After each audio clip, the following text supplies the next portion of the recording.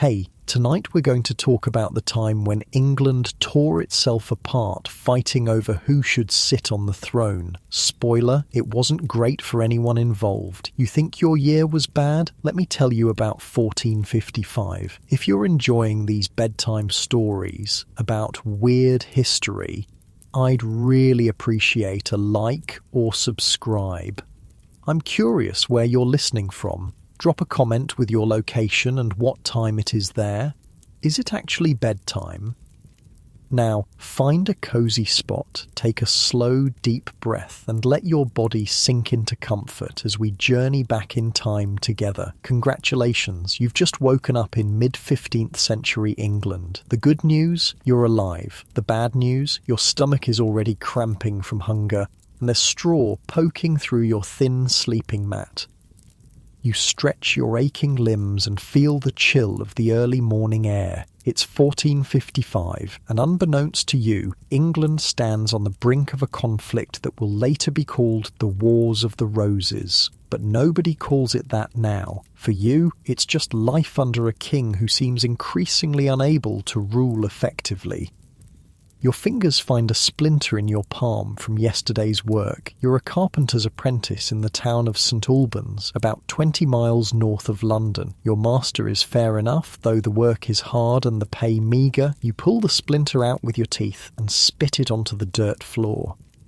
The weak light of dawn filters through the shutters of your small room above the workshop. You can hear your master's family stirring below. Soon they'll expect you downstairs, ready for another day of planing wood, sawing boards, and helping to craft furniture for the wealthier townsfolk and nearby nobility. You rub the sleep from your eyes and try to ignore the persistent gnawing in your belly. The harvest was poor last year, and food prices have climbed steadily. Your weekly wages don't stretch as far as they once did. Nobody seems to know why things have gotten worse in recent years. But you've heard whispers about the king's madness and the greed of his advisors.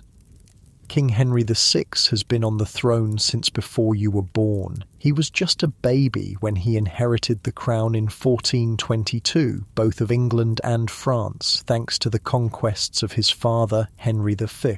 But France has been lost bit by bit during your lifetime. The nobles blame each other for this failure, creating tension that seems to grow with each passing year. Your master was telling you just yesterday about the king's strange illness. For over a year now, Henry has been like a man in a waking sleep, unable to speak or recognise anyone, even his French queen, Margaret of Anjou, or their infant son. During this time, Richard, Duke of York, was named protector of the realm, governing in the king's stead. But a few months ago, the king suddenly recovered. One of the first things he did was dismiss York from his position. This didn't sit well with York or his powerful allies, especially Richard Neville, Earl of Warwick, who owns much of the land around St Albans. You slip on your rough woolen tunic and leather jerkin. The cloth scratches against your skin, but it's sturdy enough to protect you from wood shavings and the occasional misplaced hammer blow. Your shoes are worn but serviceable, the leather patched multiple times by your own hand. As you splash cold water on your face from the basin, you hear a commotion outside. Voices raised, horses whinnying, the unusual clanking of metal. You push open the shutters and lean out to see armed men moving through the streets. This is unusual enough to send a chill down your spine, despite the May warmth. You hurry downstairs to find your master standing in the doorway of the workshop, speaking in hushed tones with a neighbour. "What's happening?" you ask, though you're supposed to speak only when spoken to. Your master turns, his face grave. The Duke of York and the Earls of Warwick and Salisbury are approaching the town with an army. They say the king is here too, with the Duke of Somerset and other lords. The neighbour nods vigorously. They say York wants to remove Somerset from the king's council, calls him a traitor who lost France. Your stomach tightens, but not from hunger this time. Even you, a simple apprentice, understand what this means. The tension between York and the king's advisors has finally broken into open confrontation. Will there be fighting? You ask, unable to keep the fear from your voice. Your master shrugs. They say York only wants to speak with the king, but why bring armed men to a conversation? The rest of the morning passes in anxious waiting. Work is forgotten as everyone in town gathers news from travellers and messengers. You learn that the king and his party are indeed in St Albans, staying at the Abbey. The royal party had been travelling north but stopped here upon hearing of York's approach. By midday, the Duke of York's forces are positioned around the town. You can see their banners from the market square, where you've gone to hear the latest news. The royal standard flies over the abbey, confirming the king's presence. An older man next to you spits on the ground. I remember when old King Harry, fifth of his name, led us to glory at Agincourt. Now his son lets France slip through his fingers like sand. "Quiet, fool," hisses another townsman. "Want to lose your tongue? The king's men are everywhere." You move away, not wanting to be associated with such dangerous talk. But it's true that Henry VI is nothing like his warrior father. He's known to be gentle, pious and scholarly. Admirable traits in a monk perhaps, but not in a king during these troubled times. The tension in the town is palpable. Shopkeepers close their shutters. Mothers call children indoors. You should return to the workshop, but curiosity keeps you in the streets, watching the armed men who now patrol St Albans. Suddenly, trumpets blare from the direction of the abbey. A royal herald appears, reading a proclamation. His Grace King Henry commands Richard, Duke of York, and his followers to disperse under pain of arrest for treason. The crowd around you murmurs. This doesn't bode well for a peaceful resolution. You decide to head back to the workshop, suddenly fearful of being caught in whatever might unfold. As you turn into your street, you hear shouting from the town's northern edge, followed by a terrible sound you've never heard before. The collective roar of men going into battle. Your master is boarding up the workshop windows when you arrive, his wife hurrying to bring valuables upstairs. "Get inside, boy," he shouts when he sees you. "There's fighting in the streets." You help him finish securing the workshop, then huddle with the family upstairs. The sounds outside are terrifying. Screams, clashing metal, the thunder of horses' hooves on cobblestones. This isn't just a skirmish. It's a battle being fought right outside your door. Hours pass in fearful waiting. You can smell smoke and hear the splintering of wood as doors are broken down somewhere nearby. Your master's wife leads her children in prayer, but you notice his hand never strays far from the wood-cutting axe he's brought upstairs. As evening approaches, the sounds of battle diminish. Eventually, your master risks looking out the window. The Duke's men hold the streets, he reports. They wear the white rose of York. Later, you learn what happened. The Duke of York's forces broke through the town's defences and fought their way to the abbey. King Henry, watching the battle from a nearby house, was wounded in the neck by an arrow. The Duke of Somerset, York's bitter enemy, was killed, along with several other noble supporters of the king. In the days that follow, you see the Duke of York and his allies leading the wounded king through the streets, treating him with deference while effectively holding him captive. York is once again named Protector of the Realm. The Battle of St Albans, as people are already calling it, has left about 60 men dead, a shocking number for a conflict fought entirely within a small town. Most of the dead are nobles and their retainers, not common folk, but several townspeople were killed or injured when caught in the fighting. Your master's workshop suffers only minor damage, a broken door that you help repair. But the battle has changed something fundamental in England. For the first time, noble disagreements have erupted into open warfare, with the king himself caught in the middle. As you sweep wood shavings at the end of a long day of repairs, your master sits heavily on a bench beside you. My grandfather told me stories of the last time nobles fought each other for the crown, he says quietly, when Henry Bolingbroke took the throne from Richard II and became Henry IV. That was more than 50 years ago. He said England ran with blood then. You stop sweeping, the implications sinking in. Do you think this is the start of something like that? He shrugs, suddenly looking much older. I pray not, but I fear York and the king's other lords have crossed a line today that cannot be uncrossed. They've shown that disputes can be settled with swords rather than words in council. That night, you lie on your straw mattress, the day's events replaying in your mind. The world seems less certain than it did yesterday. The king, once a distant figure of authority, now seems vulnerable, a pawn in the game of powerful men. Your eyelids grow heavy as fatigue overtakes worry. Tomorrow will bring more work as the town repairs itself. Life must go on, regardless of which noble wears a crown or sits at the king's council table. As you drift towards sleep, you wonder if the Battle of St. Albans will be remembered as an isolated incident or the beginning of something much worse. The thought follows you into uneasy dreams filled with white roses stained red with blood.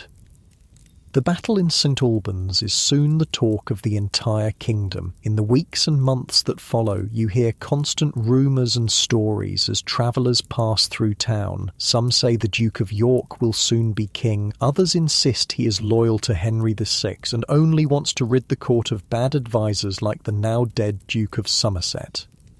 By the autumn of 1455, Richard of York is firmly established as protector of the realm, with the king seemingly recovered but passive, allowing York to govern in his name. Your life returns to a predictable rhythm of work, meals, and sleep. The harvest is better this year, so food prices have dropped slightly. You're no longer constantly hungry, which feels like a luxury after the lean months.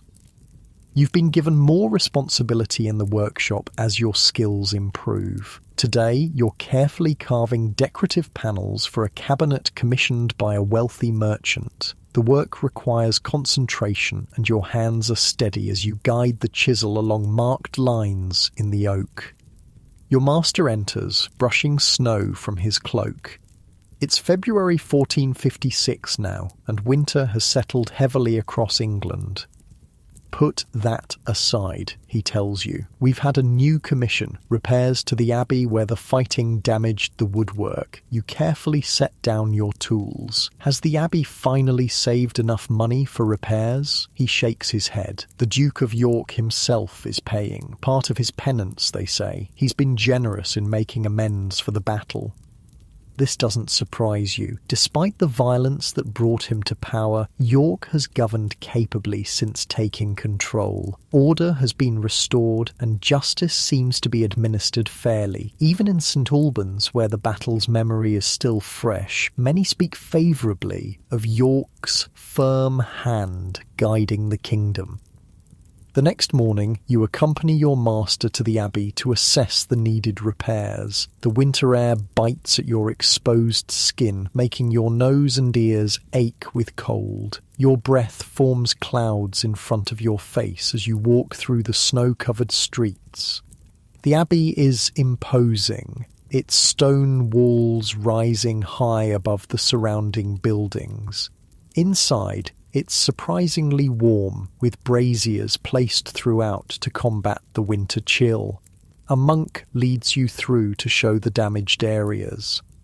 As you're examining splintered wood panels near the altar, a commotion at the main doors draws your attention. Several richly dressed men enter, surrounded by guards wearing the royal livery. The monk beside you drops to his knees. "The king," he whispers.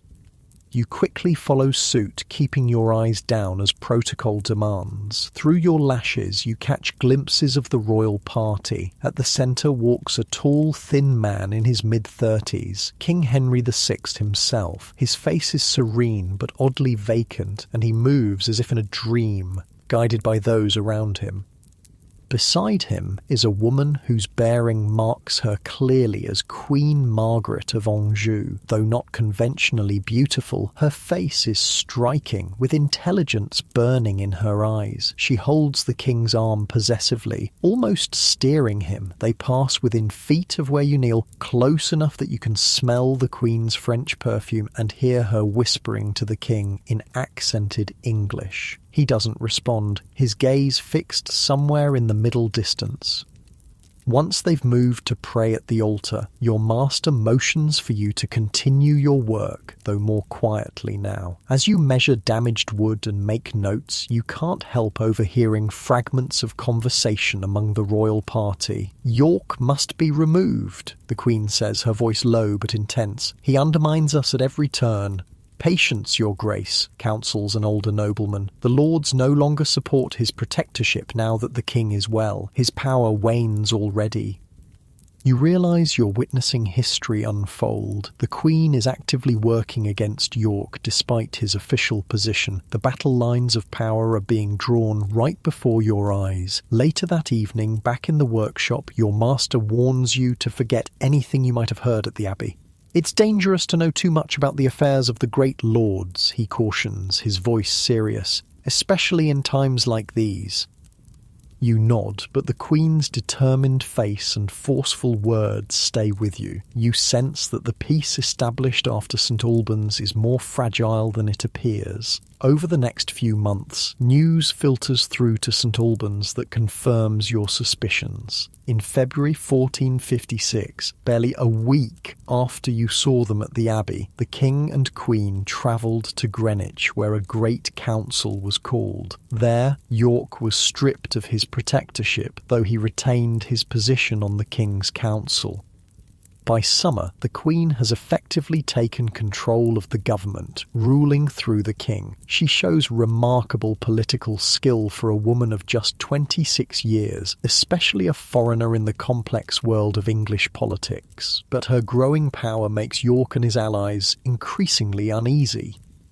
You turn 17 in the autumn of 1456, and your apprenticeship is in its final year. Soon you'll be a journeyman carpenter, free to seek work where you choose. You've been saving what little money you can, dreaming of perhaps one day having your own workshop. Winter comes again, and with it news that the Queen has moved the court away from London to Coventry, deep in the heart of lands controlled by nobles loyal to her. It's a clever strategic move that isolates York and his supporters.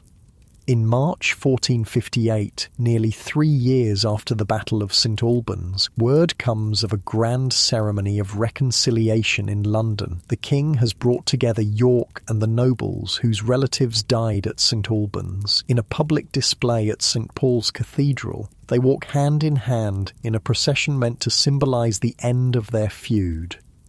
Your master scoffs when he hears the news. "Wolves don't change their nature by walking in a church," he says. "They've just agreed to bare their teeth at each other more politely." His scepticism proves well-founded. By the following year, tensions have risen again. The Queen continues to consolidate power, appointing her favourites to key positions and gradually pushing York and his allies to the margins.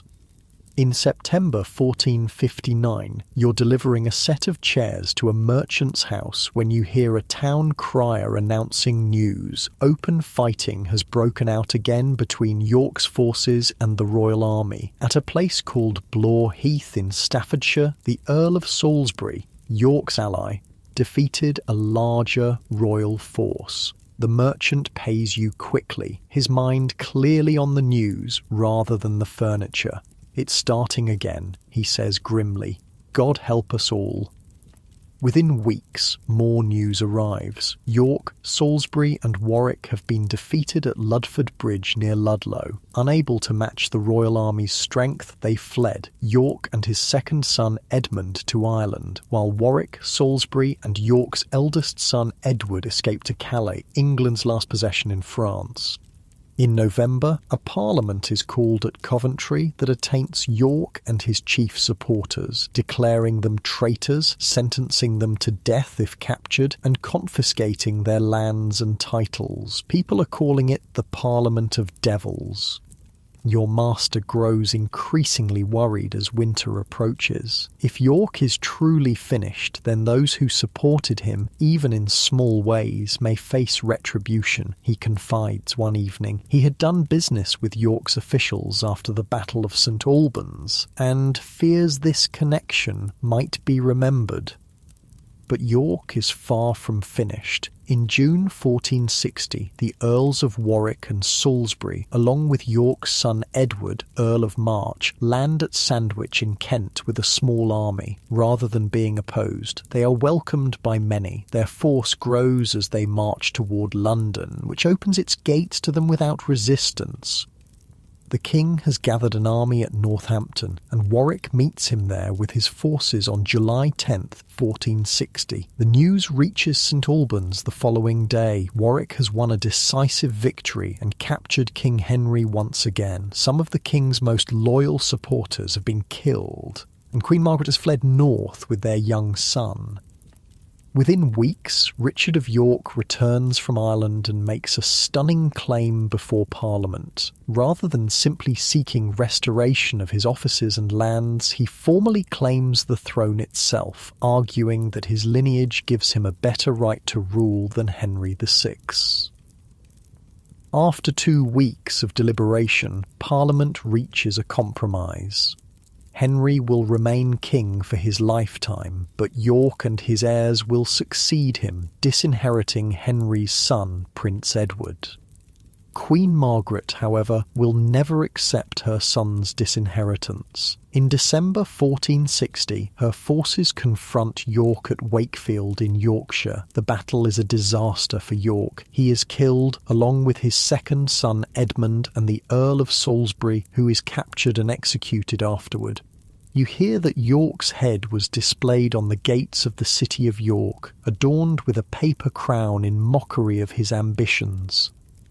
The Queen's army moves south, defeating Warwick at the Second Battle of St Albans on February 17, 1461. King Henry, who had been in Warwick's custody, is found sitting under a tree during the battle, singing to himself, seemingly oblivious to the men dying around him. The town suffers during this second battle. Buildings are damaged, shops looted. Your master's workshop is spared the worst, but a stray arrow shatters one of the newly installed windows. As you sweep up the broken glass, you reflect on how your life has become entwined with these great events, whether you wished it or not. Queen Margaret's army is poised to march on London, but the city refuses to open its gates, fearful of the northern soldiers who have already earned a reputation for looting and violence as they moved south. Meanwhile, York's eldest son, Edward, Earl of March, has won a battle against Welsh Lancastrian forces at Mortimer's Cross. He joins forces with the remains of Warwick's army and enters London unopposed.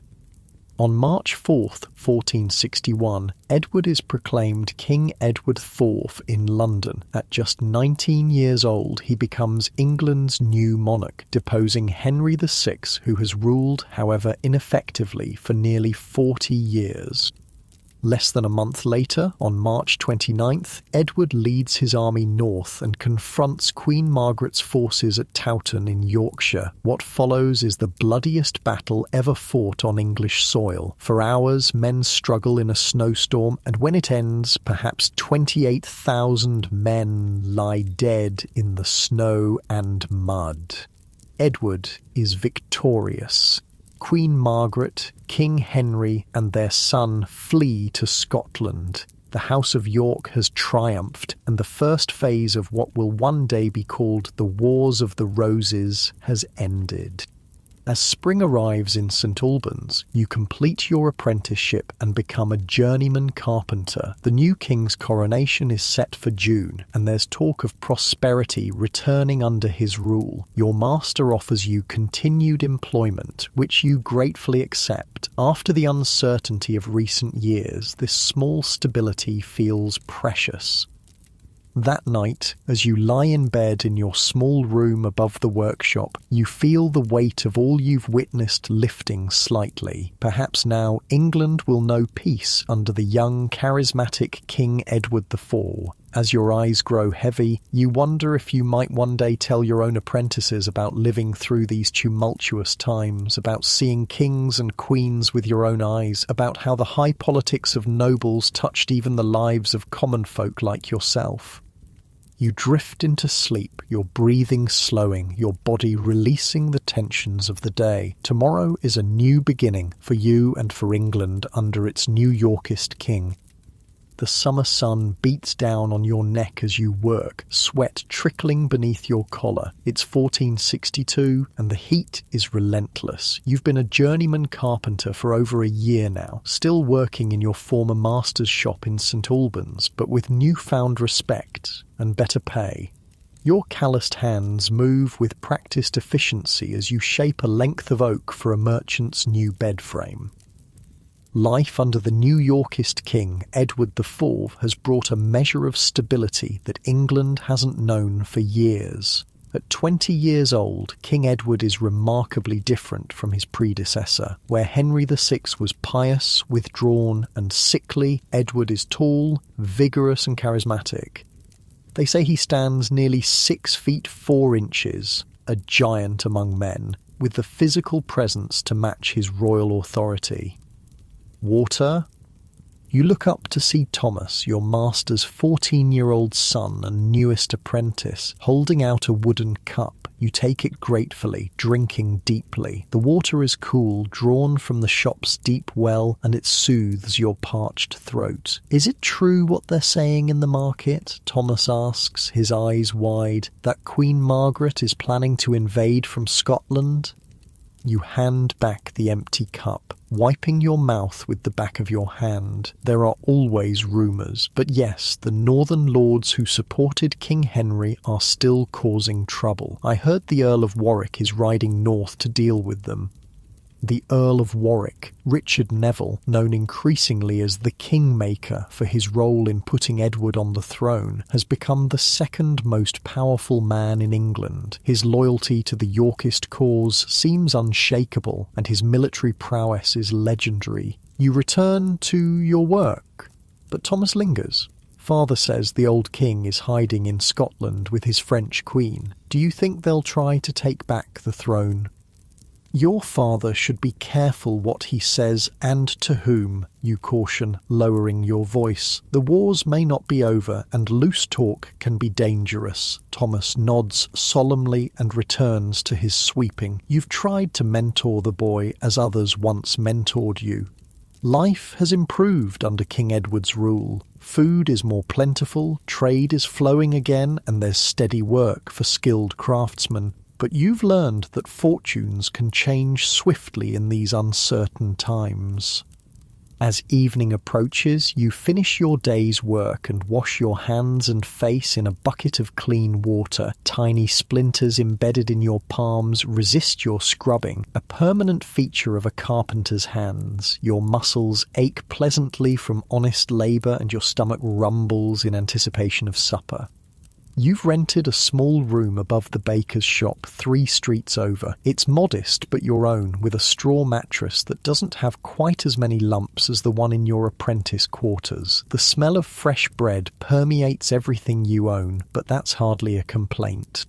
As you walk through the streets of St Albans, you notice a group of travellers outside the inn, merchants by the look of them, their horses laden with packs. Trade has picked up considerably under Edward's rule. The king understands commerce in a way his predecessor never did, and merchants have become some of his strongest supporters. You nod to familiar faces as you pass. At 23, you're no longer a boy, but a man with a respectable trade. Young women notice you now, and you've been saving money with thoughts of marriage someday. First, though, you'd need your own workshop, or at least the prospect of one. Inside your room, you light a candle and unwrap the bread, cheese and sausage you purchased earlier. As you eat, you can hear the baker's family below, their muffled voices and occasional laughter a comforting backdrop to your solitary meal. You've just finished eating when there's a knock at your door. It's Daniel, a fellow journeyman who works for the town's other carpenter. "Come have a drink," he urges. A merchant from London is at the Bull Inn with news from the capital. Curious, you agree, grabbing your cloak despite the summer warmth. The nights can still grow cool, and you've developed a slight cough recently that worries you. The Bull Inn is crowded and noisy, thick with the smell of ale, sweat, and wood smoke. You find seats near enough to the merchant to hear his news, but far enough from the fire to avoid the worst of the heat. The merchant, a prosperous-looking man in his 40s with a London accent, holds court among the locals, eager for news. "The king is consolidating his position," he tells his rapt audience. "The northern rebellions are being crushed one by one, but the most interesting news is about the king's personal life." He pauses dramatically, making sure he has everyone's attention. "They say he's the handsomest king England has ever had, and quite the ladies' man. The court matchmakers have been busy seeking a suitable royal bride, a French princess perhaps, or a Burgundian heiress, someone to cement an alliance against the Scots who harbour our former king." You sip your ale, which is watery but cool. Marriage alliances have always been how kingdoms secure peace and forge alliances. It's no different for craftsmen like yourself, though the stakes are considerably lower. Just last month, you watched the ropemaker's daughter marry the son of a tanner, uniting two prosperous local families.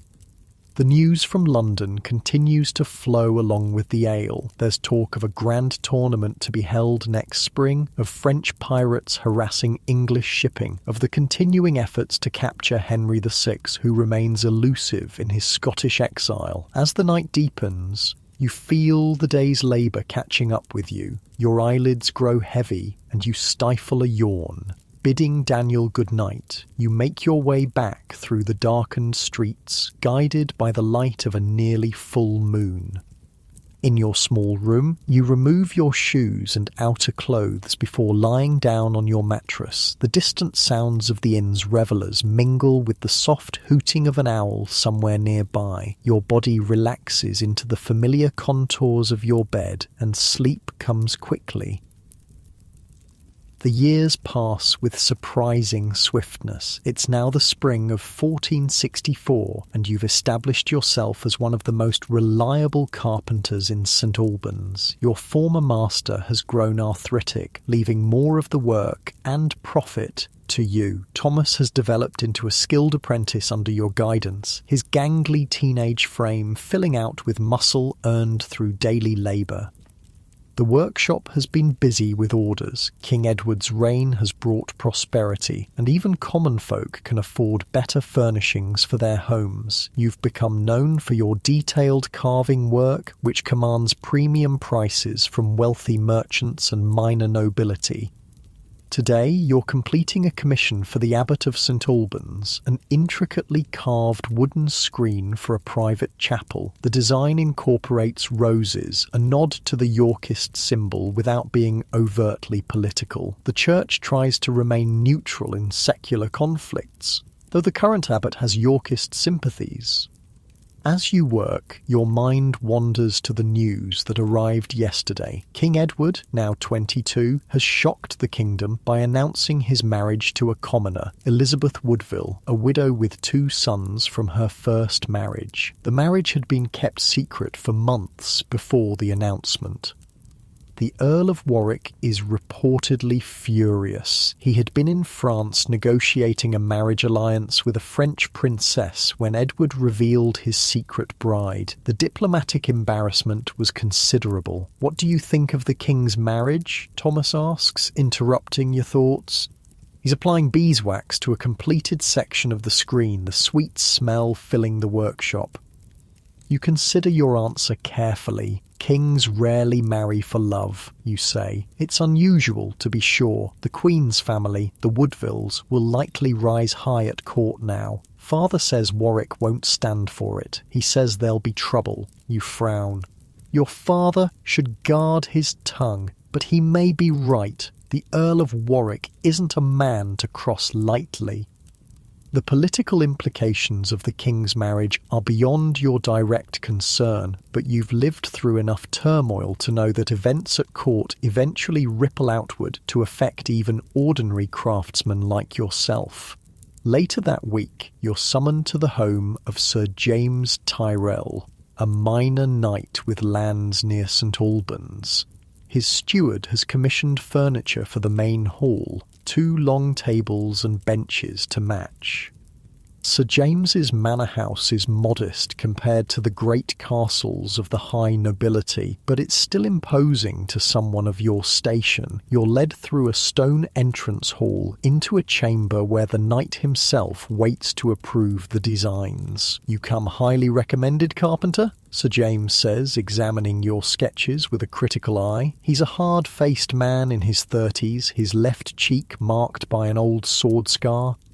Thank you, Sir James. I apprenticed under Master William, who taught me well. The knight nods absently, still studying your drawings. These will do, but I want the Tyrrell coat of arms carved here and here. He points to the table ends. And none of that Yorkist rose nonsense. My family has Lancastrian connections.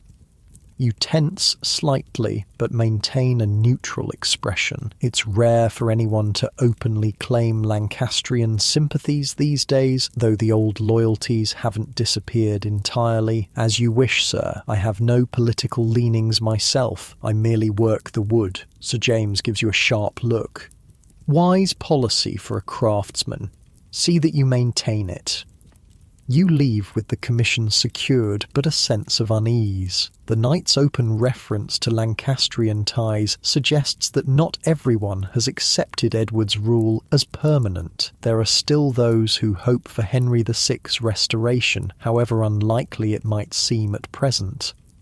The summer of 1464 brings news of more Yorkist victories. In the north, Warwick's brother, John Neville, defeats the remaining Lancastrian forces at Hedgeley Moor and Hexham. Henry VI narrowly escapes capture, but many of his supporters are executed after the battles.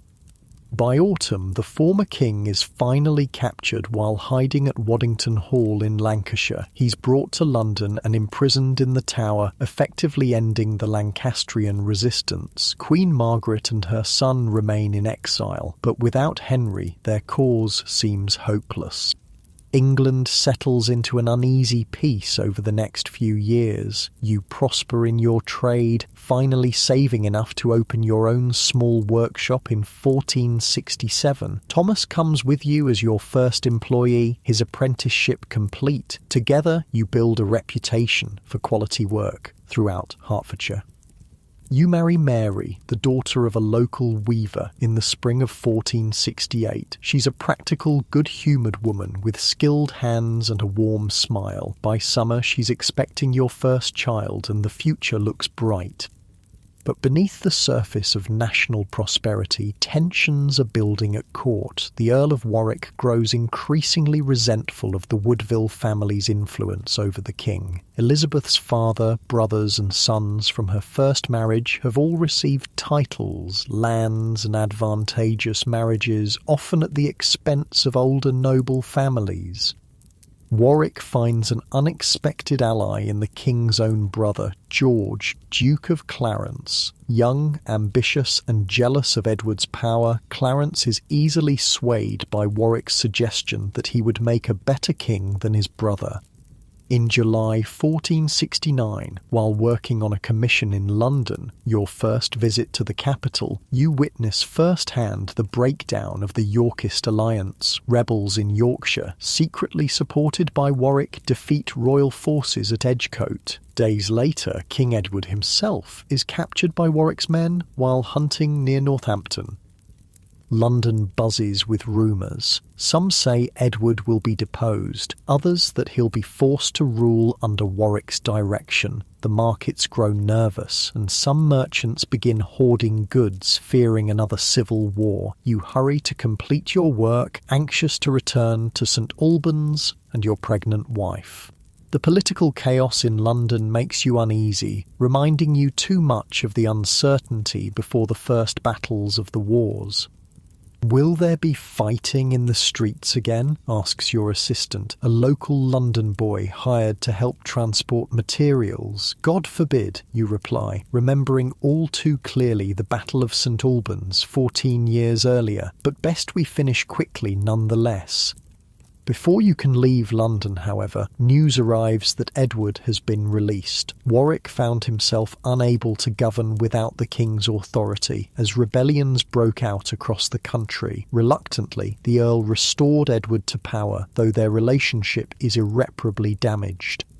You return to St Albans to find Mary well but worried. Your son is born in late September. A healthy boy you name William after your old master. Holding him in your arms, tiny and perfect with wisps of dark hair like his mother's, you feel a fierce desire to protect him from the uncertainties of the world.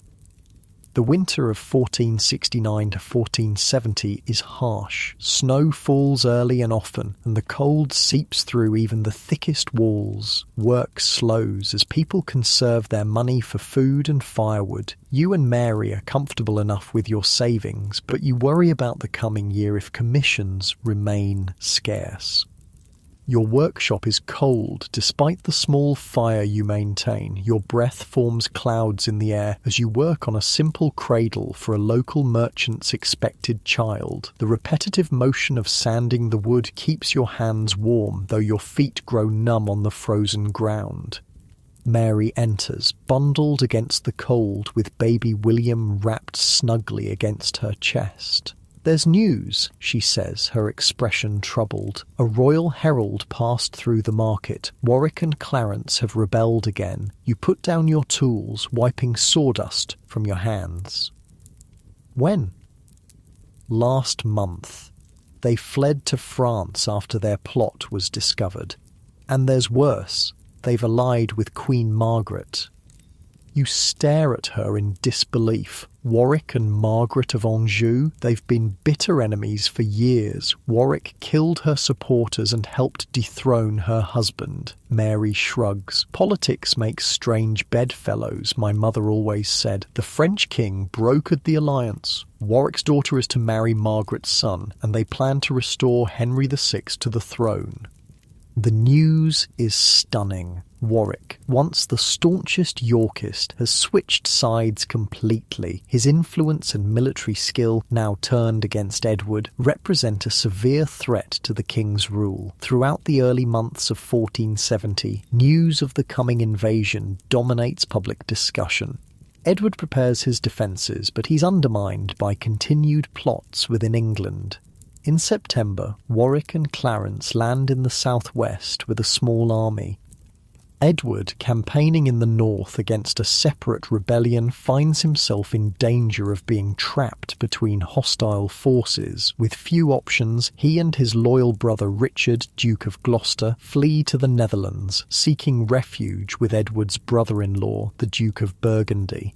Warwick enters London in triumph. Henry VI, weak and confused after years of imprisonment, is restored to the throne in what becomes known as the Readeption. But everyone knows the real power lies with Warwick and Queen Margaret, who remains in France, suspicious of her new ally.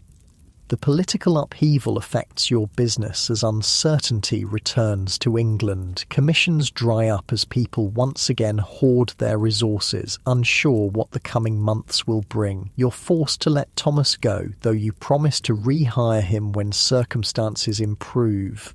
"I don't understand how this happened so quickly," Mary says one night as you sit by the fire in your small home, William asleep in his cradle nearby.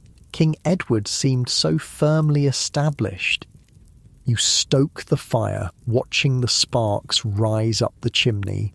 Power is more fragile than it appears. Warwick put Edward on the throne, now he's taken him off it again. They don't call him the Kingmaker for nothing.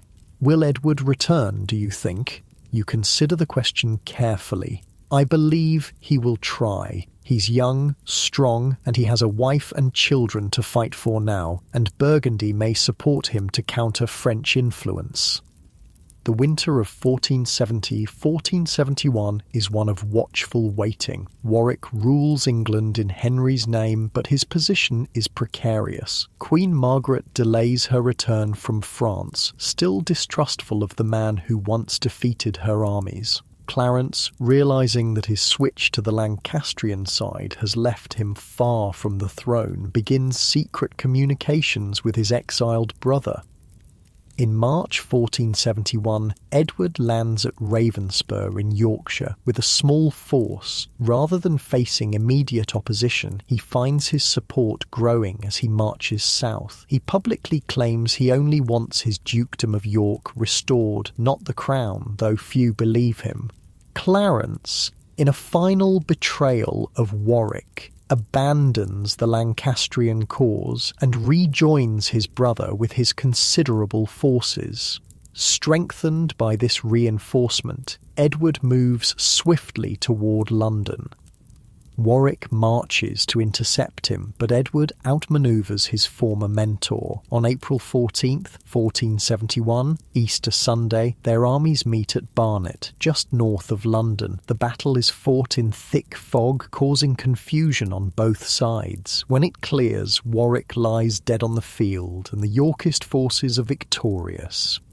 The Kingmaker is no more, but Edward's restoration isn't complete. Queen Margaret and her son have finally landed in England on the very day of Barnet. Learning of Warwick's defeat, they gather remaining Lancastrian supporters and march toward Wales, hoping to build their strength.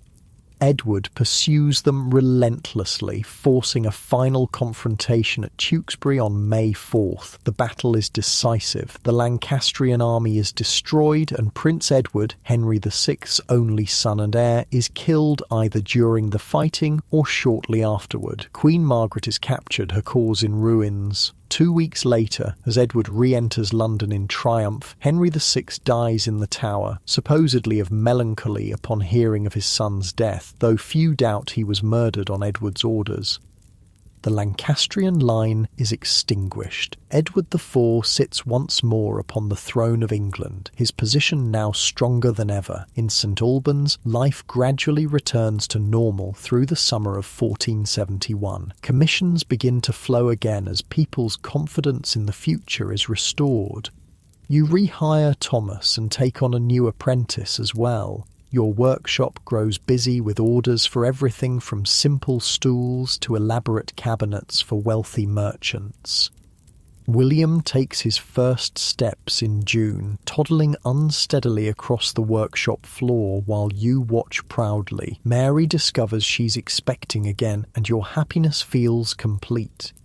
One warm evening in August, you close the workshop early and take your family to the town's summer fair. William, now nearly 2, squeals with delight at the jugglers and minstrels. Mary, her pregnancy just beginning to show, leans contentedly against your shoulder as you sit on a grassy bank watching the entertainments. We've been fortunate, you say, your arm around her waist, to have lived through such troubled times yet prospered.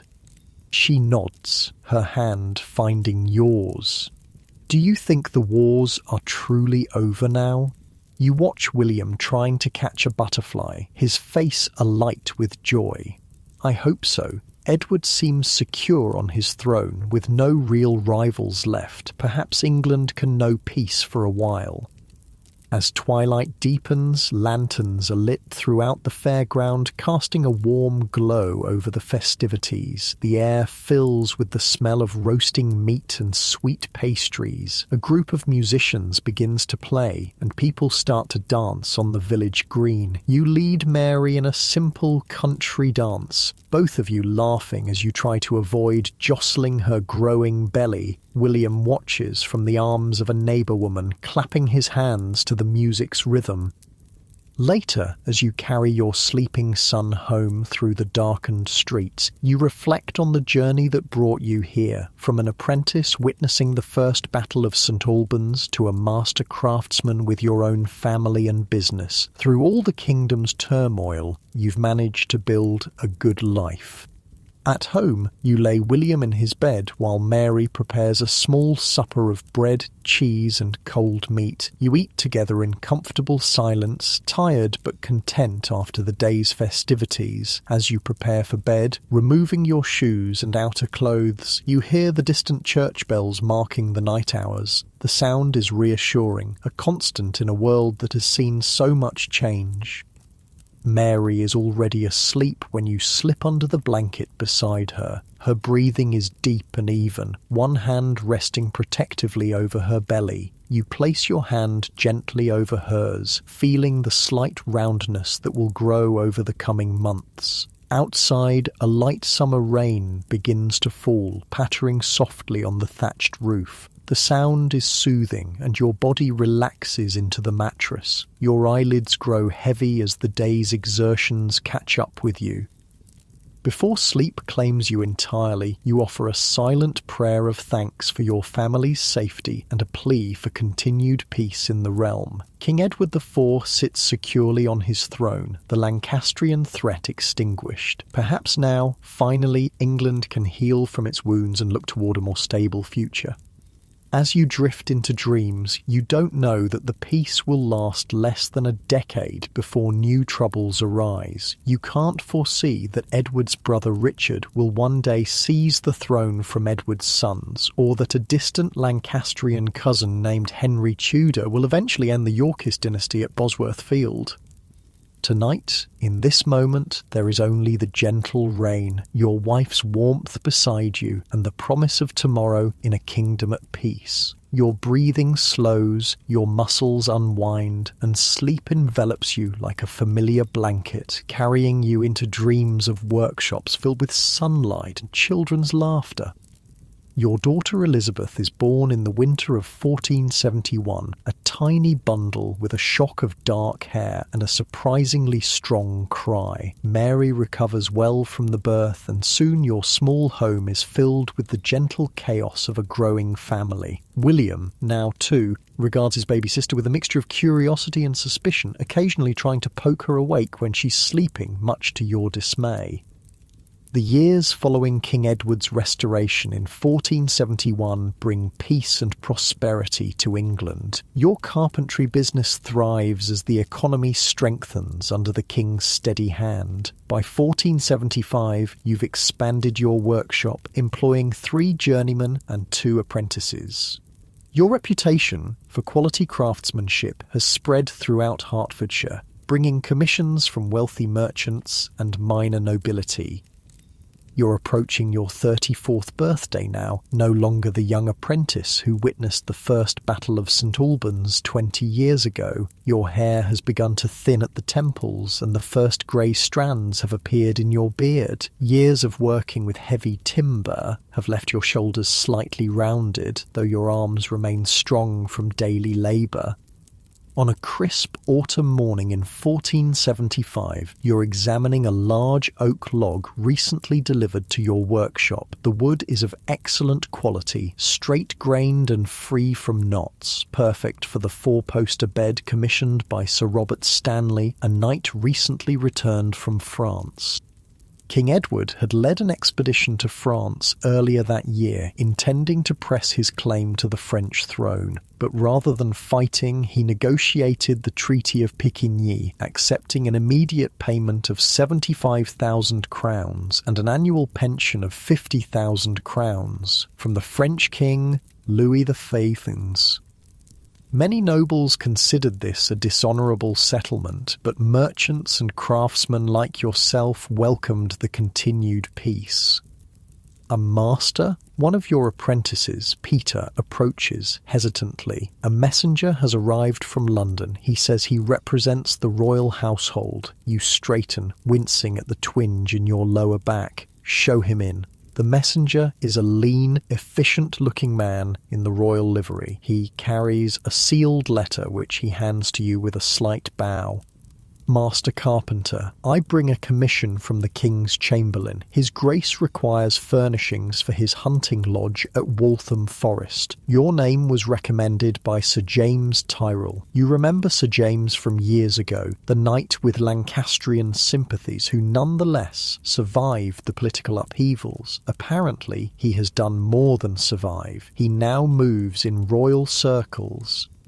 The commission is substantial. Tables, chairs, storage chests and bed frames for the king's hunting retreat. The work will take months and require additional workers, but the payment offered is generous. You accept without hesitation. That evening, you share the news with Mary as she serves a hearty stew of beef and vegetables, the savoury aroma filling your modest but comfortable home. The royal household, she exclaims, her eyes widening. That's a significant honour, husband. You nod, breaking off a piece of brown bread to dip in your stew. It will mean some time spent at Waltham Forest overseeing the installation. William, now 6 and full of questions, looks up from his food. Will you see the king, father? Perhaps, you reply, tousling his hair. King Edward often hunts at Waltham. Elizabeth, 4 years old and already showing signs of her mother's practical nature, is more concerned with immediate matters. Will you bring us back sweetmeats from London? You laugh. Yes, little one, and perhaps a small wooden toy, if you're good. After the children are asleep, you and Mary sit by the fire, discussing the changes this royal commission might bring. Your workshop is already prosperous by town standards, but royal patronage could elevate your business to new heights. We could afford a larger home, Mary suggests, her fingers busy with mending, perhaps even one of the stone houses near the abbey. You nod, watching the flames dance in the hearth. And better education for the children. William shows promise with numbers. He might train as a clerk or scribe if he doesn't wish to follow me in carpentry. It's a future neither of you could have imagined growing up. You, the son of a minor tanner. Mary, the daughter of a weaver. The relative peace of Edward's second reign has allowed for such dreams, a welcome change from the uncertainty of the war years. The spring of 1476 finds you at Waltham Forest, overseeing the installation of the furnishings your workshop has produced over the winter. The hunting lodge is impressive, built of stone with high ceilings and expansive windows that allow light to flood the rooms. The king has spared no expense in creating this retreat from court pressures. You're directing the placement of an elaborately carved table when a commotion outside draws your attention. Moments later, the lodge steward hurries in. The king approaches. Everyone must clear the main hall. You gather your workers and retreat to an antechamber, heart pounding with unexpected nerves. Though you've lived your entire life under various kings, you've never actually been in the presence of one. The sounds of arrival fill the lodge. Voices, footsteps, the clinking of armour. Peering carefully through the partially open door, you catch your first glimpse of Edward IV as he strides into the hall.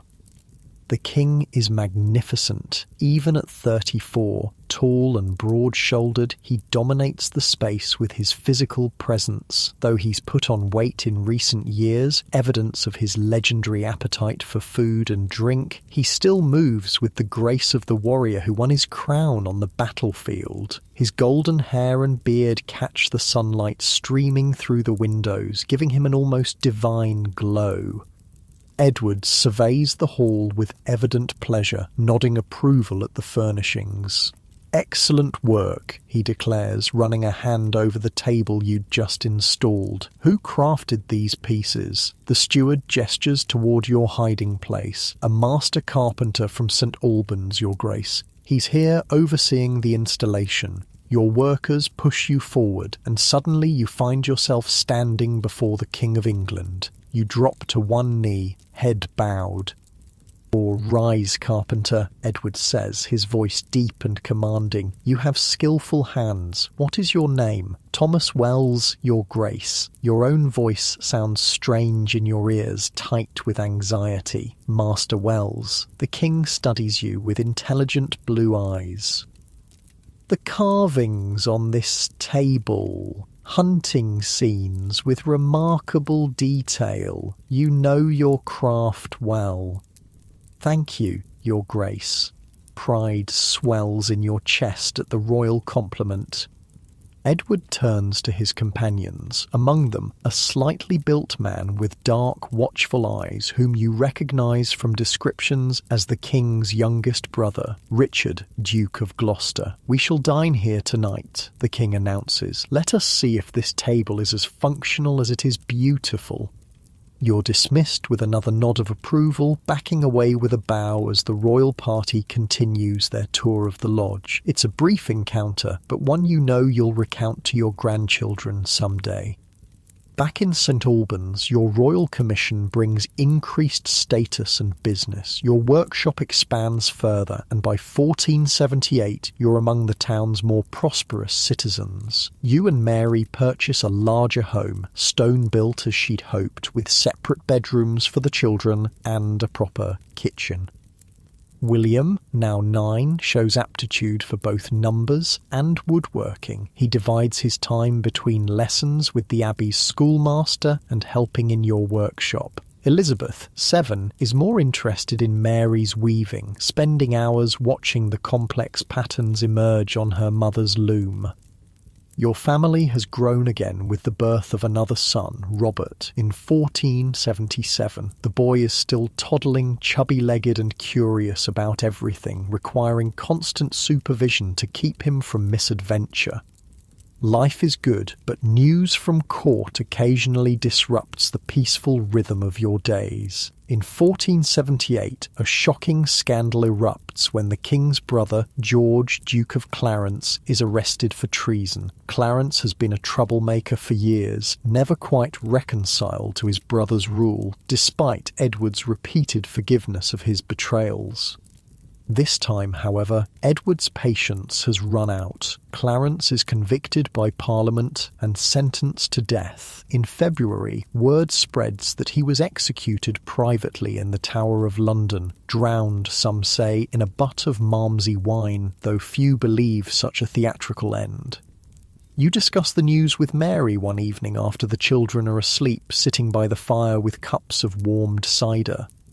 Brothers turning against brothers, Mary says, shaking her head, and not the first time in this royal family. You nod, remembering the conflicts between Edward and Clarence, and before them, between Henry VI and the Duke of York. Power does strange things to men's loyalties. The Duke of Gloucester remains faithful at least, Mary observes. They say he's the king's most trusted advisor now. Richard, Duke of Gloucester, has indeed remained steadfastly loyal to Edward, serving as his brother's lieutenant in the north of England. Unlike the flamboyant Clarence, Richard is known for his sober administration and military competence. The years continue to pass in relative tranquility. Your business prospers, your children grow. William, approaching 13, is officially apprenticed to you, though he continues his studies with the Abbey schoolmaster. Elizabeth, at 11, helps Mary with household management and has become skilled at embroidery, her nimble fingers creating intricate designs on linen and wool. Robert, now 5, follows his older brother around the workshop, already showing an interest in tools and woodcraft. In the spring of 1483, you're working on a commission for new choir stalls at the Abbey when Thomas, your former apprentice and now trusted foreman, bursts into the workshop. Master Wells, the king is dead. Your chisel slips, narrowly missing your thumb. What? How can that be? King Edward is not yet 41. Thomas is breathless, having run from the town square where the news was announced. They say he took ill suddenly, a chill that turned to fever. He died on April 9th at Westminster. The news stuns you. Edward IV has ruled for over 20 years of your adult life, except for those few months of Henry VI's readeption. his powerful presence seemed a permanent fixture of England, a force of nature rather than a mortal man. God rest his soul, you murmur, making the sign of the cross. What of the succession? His son is only 12. Prince Edward is to be King Edward Thieve, Thomas confirms. But until he comes of age, there's to be a protector. The Queen's brother, Lord Rivers? You've heard of Anthony Woodville's influence at court. Thomas shakes his head. No, the Duke of Gloucester. The late king named his brother Richard as Lord Protector in his will. This makes sense. Richard has proven his loyalty and competence repeatedly. Still, a child king means uncertainty, something England has experienced before with disastrous results when Henry VI inherited the throne as an infant. You close the workshop early that day, walking home through streets already buzzing with speculation. People gather in small groups, exchanging what little information they have and wondering what changes the new reign might bring. At home, Mary meets you at the door, her face concerned. Is it true about the king? You nod, hanging your cloak on a peg. Yes. Prince Edward will be king, with his uncle Gloucester as protector. Mary frowns, lowering her voice so the children can't hear. The Queen will not be pleased. She and her family have controlled access to the prince for years. Your wife has always had a keen understanding of politics. There may be conflict, you agree, but surely both sides want what's best for the boy and the kingdom. Events move quickly in the weeks that follow. The young king is travelling to London from Ludlow in Wales, accompanied by his maternal uncle, Lord Rivers, and his half-brother, Sir Richard Grey. Meanwhile, the Duke of Gloucester is heading south from Yorkshire.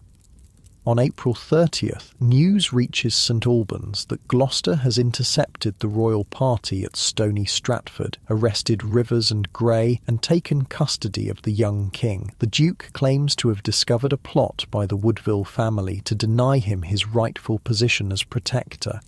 Queen Elizabeth, hearing of her brother's arrest, has fled into sanctuary at Westminster Abbey with her younger son, Richard, Duke of York, and her daughters. London is in turmoil as Gloucester brings the young king to the capital. You follow these events with growing concern, discussing them in hushed tones with Mary after the children are asleep.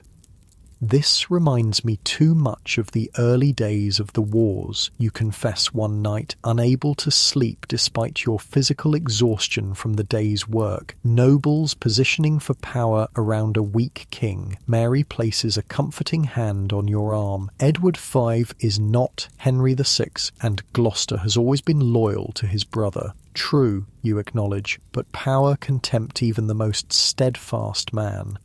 Throughout May, conflicting rumours reach St Albans. Some say Gloucester aims to take the throne himself. Others insist he's merely securing his position as protector against Woodville interference. The young king remains in the Tower of London, ostensibly preparing for his coronation, now scheduled for June 22nd.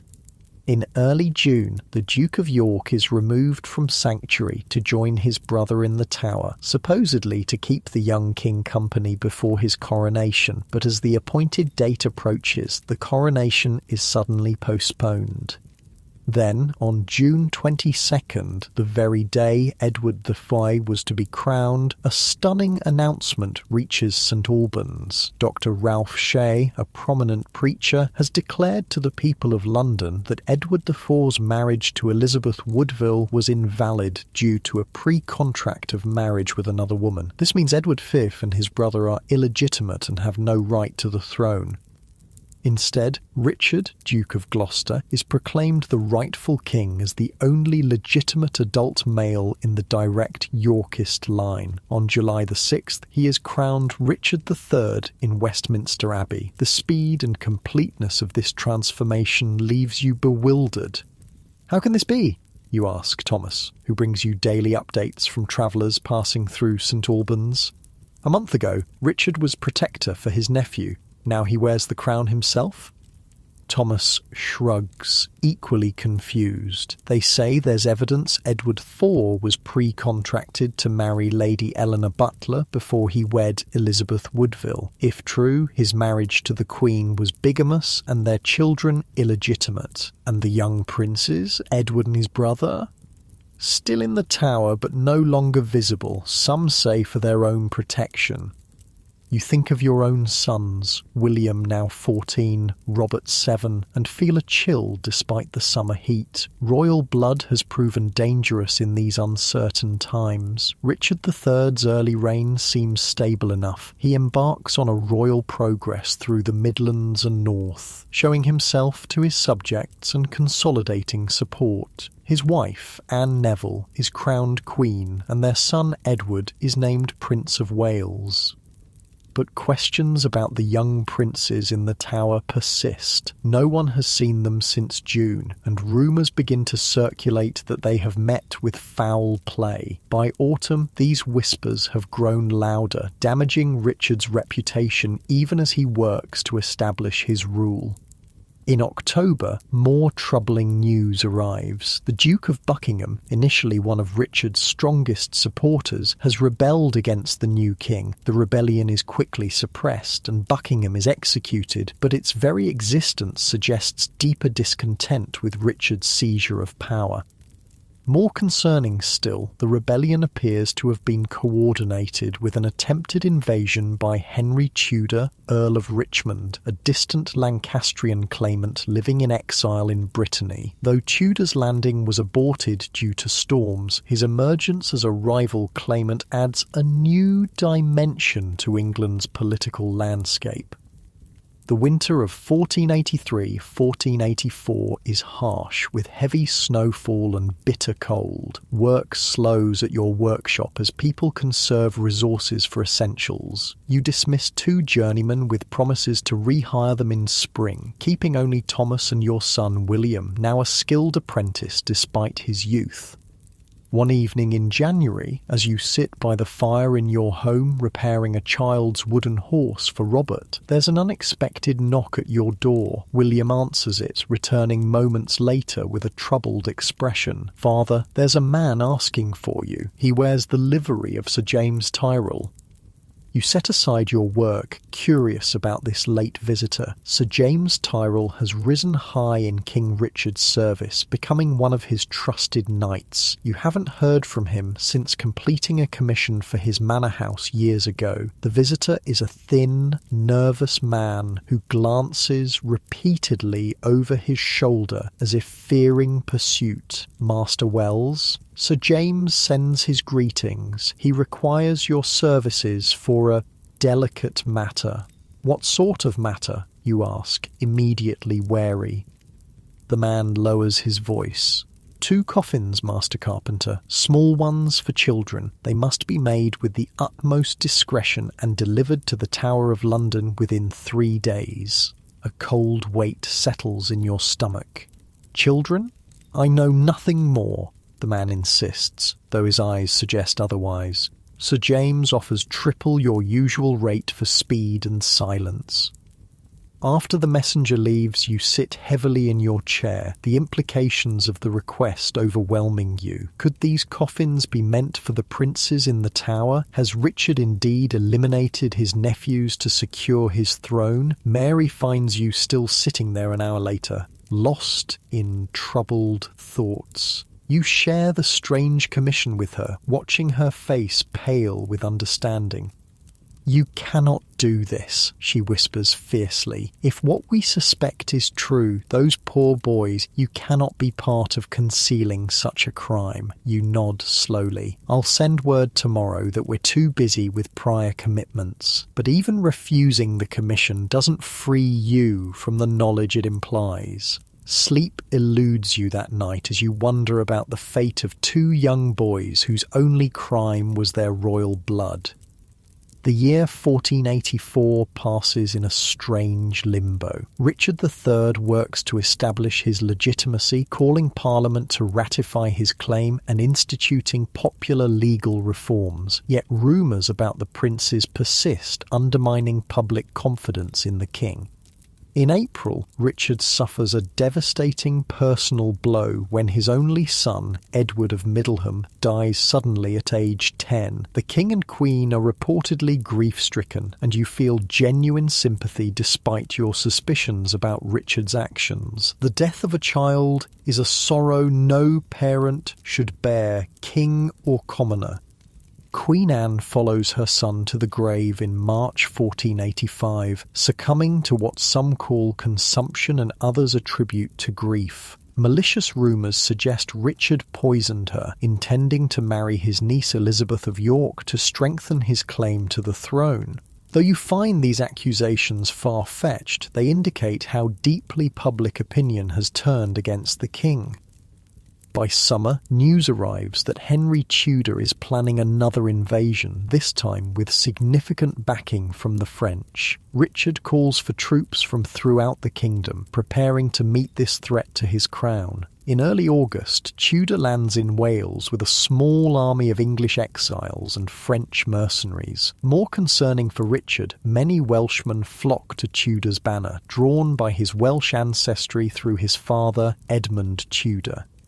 Richard marches west to intercept the invaders, gathering forces as he goes. His army is larger than Tudor's, but there are questions about the loyalty of some of his nobles, particularly Thomas Stanley, whose wife Margaret Beaufort is Henry Tudor's mother. On August 22, 1485, the armies meet near the small town of Market Bosworth in Leicestershire. The outcome seems assured given Richard's superior numbers, but fate or treachery intervenes.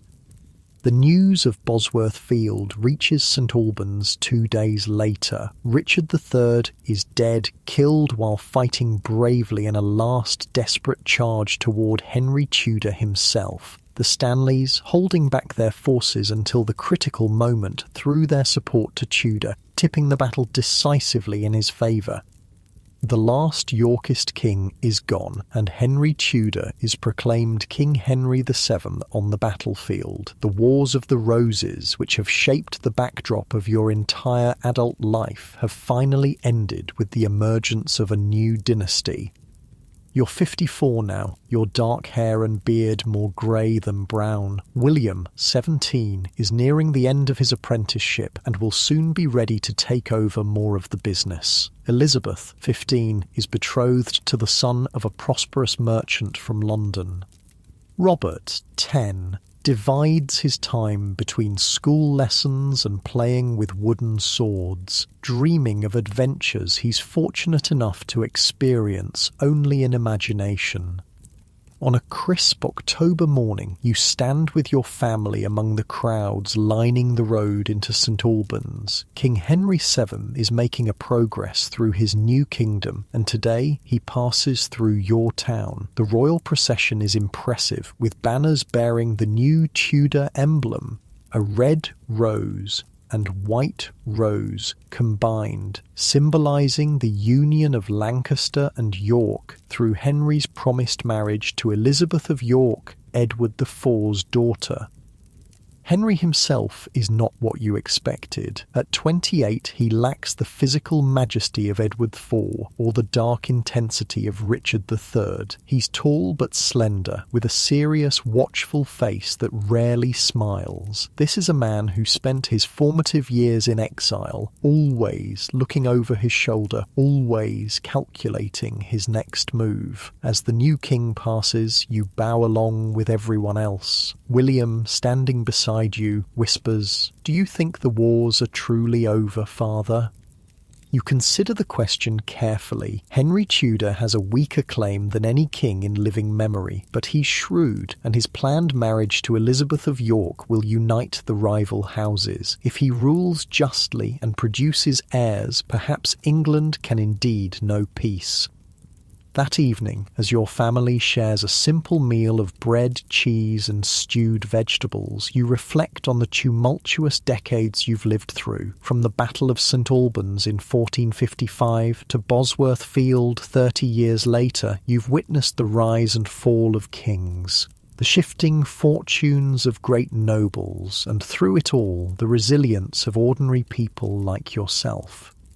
"What are you thinking of, husband?" Mary asks, noticing your contemplative mood. Though her dark hair now shows strands of silver and laugh lines mark the corners of her eyes, she's still the practical, warm-hearted woman you married nearly 20 years ago.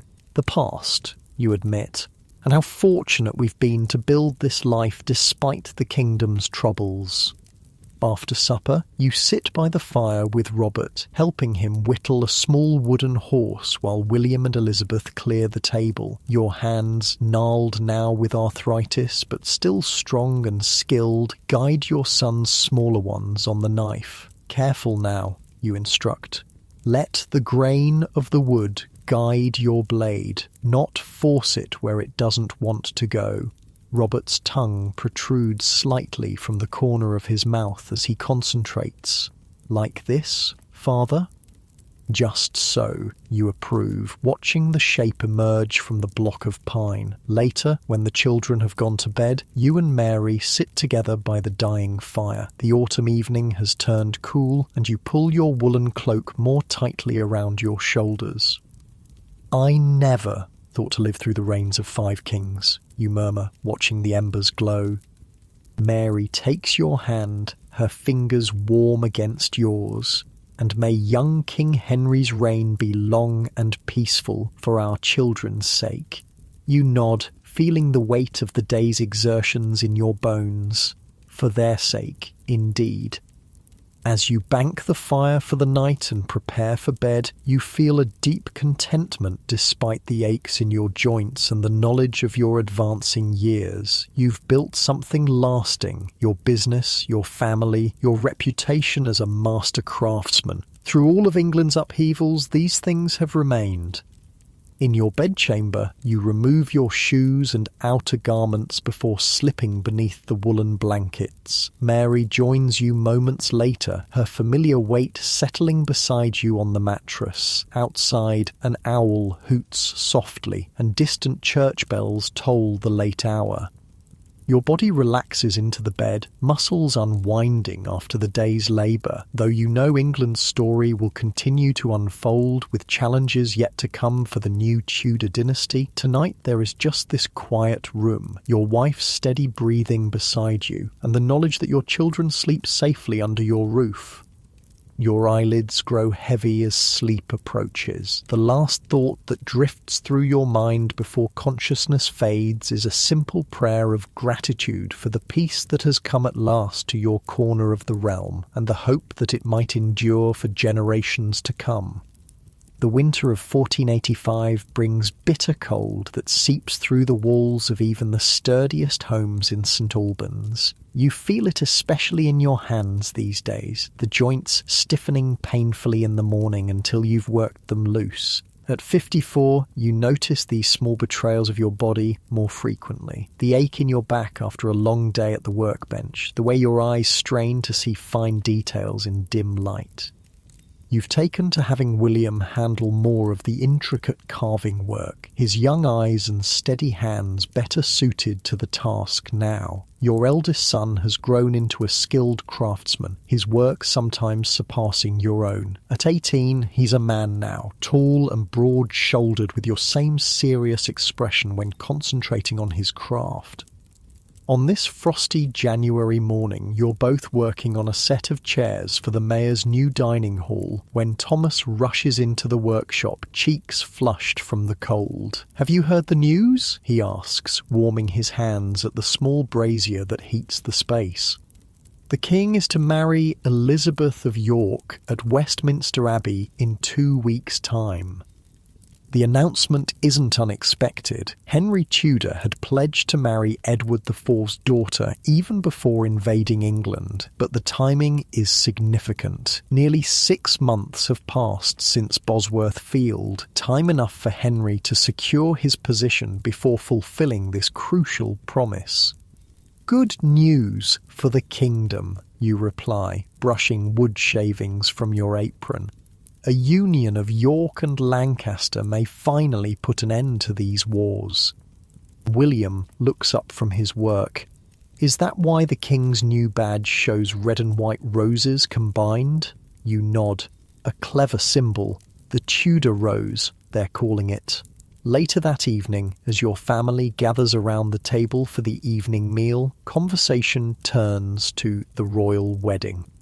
Mary ladles out a thick pottage of barley and vegetables, the steam rising in the cold air of your kitchen. "Will there be celebrations here in St Albans?" asks Elizabeth, now 16 and increasingly interested in any excuse for festivity. Her betrothal to the London merchant's son has been formalised, the wedding set for spring. The Abbey will hold a special mass, you tell her. "And I've heard the mayor plans to distribute bread and ale in the market square." Robert, at 11, is more concerned with immediate matters. Will the shops close? Will there be no work that day?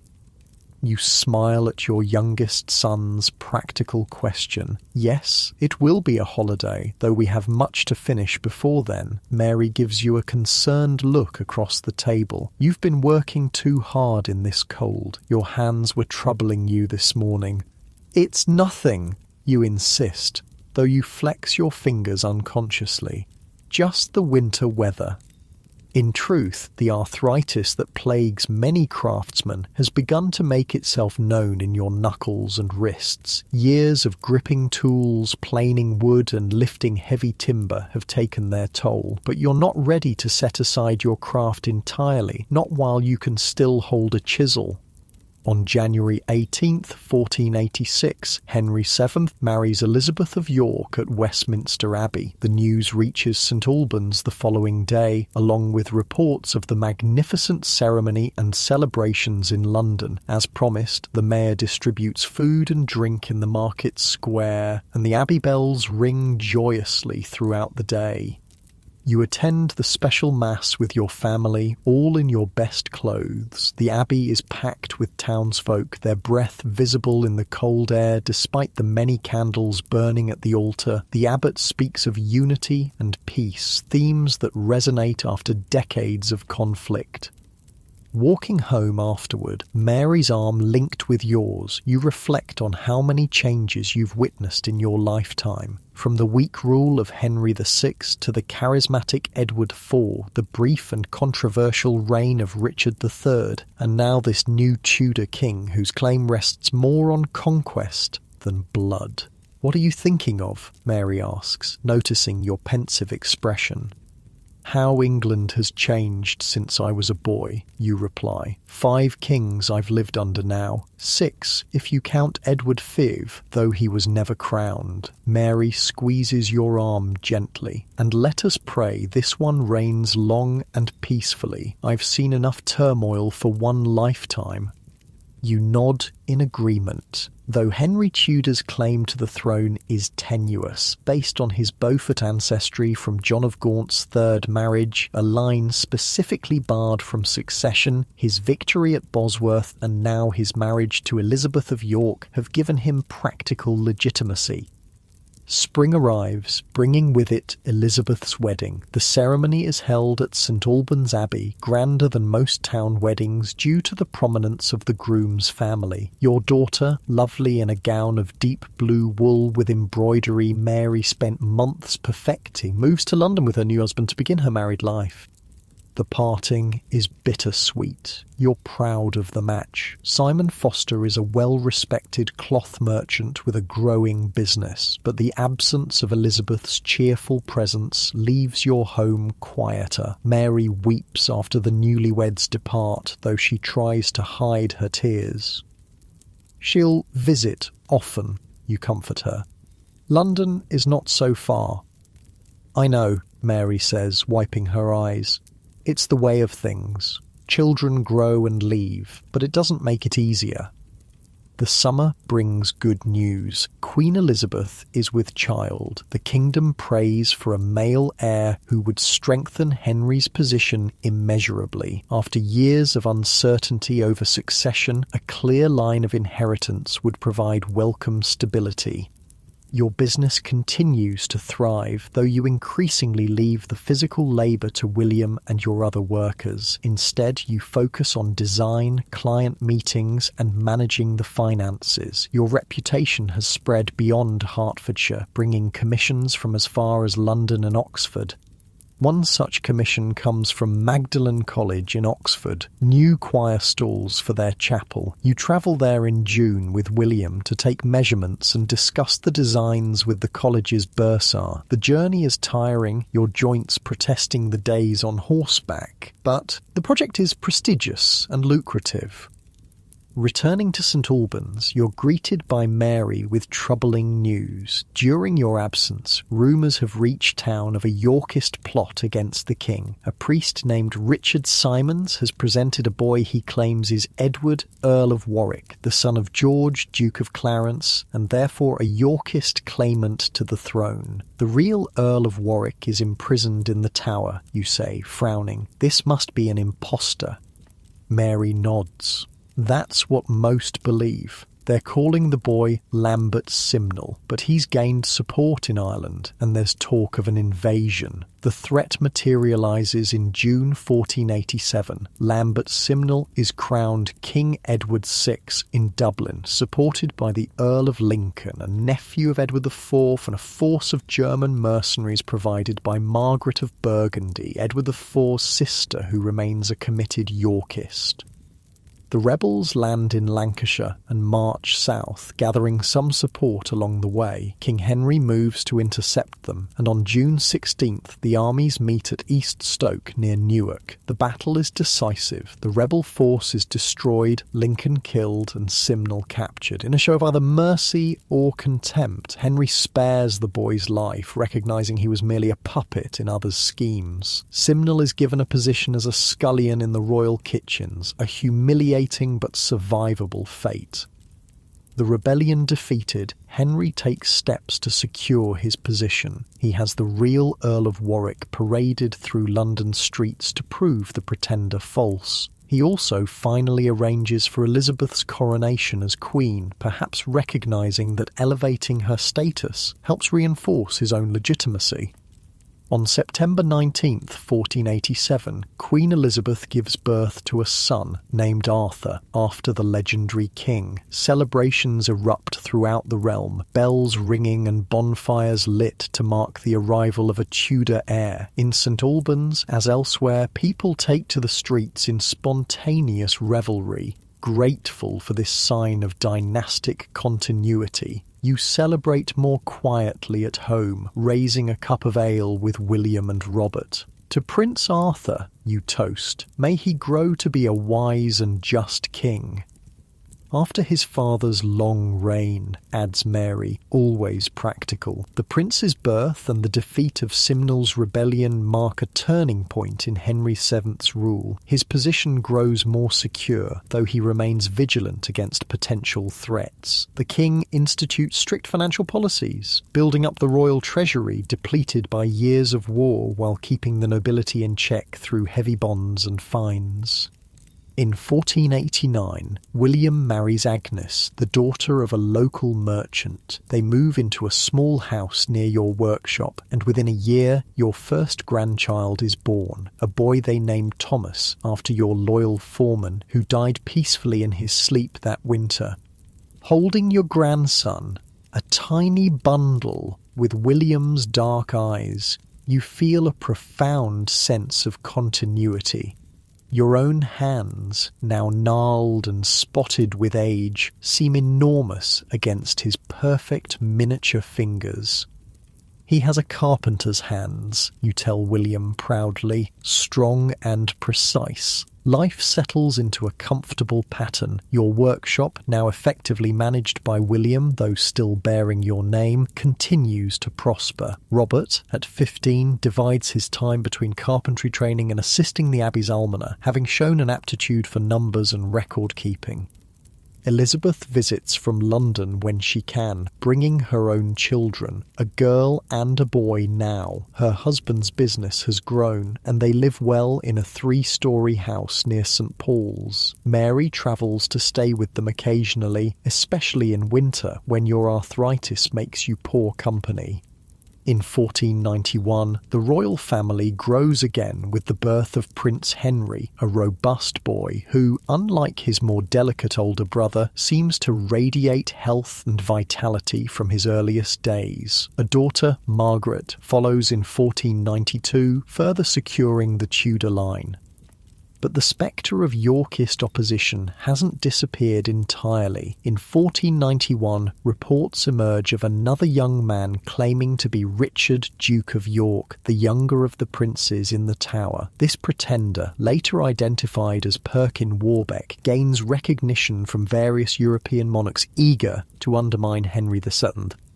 Unlike Simnel, Warbeck proves a persistent threat, attempting invasions in 1495 and 1497 before finally being captured. Initially treated with surprising leniency, he eventually tries to escape with the Earl of Warwick. This final act exhausts Henry's patience, and both men are executed in 1499, ending the last significant Yorkist threat to Tudor rule.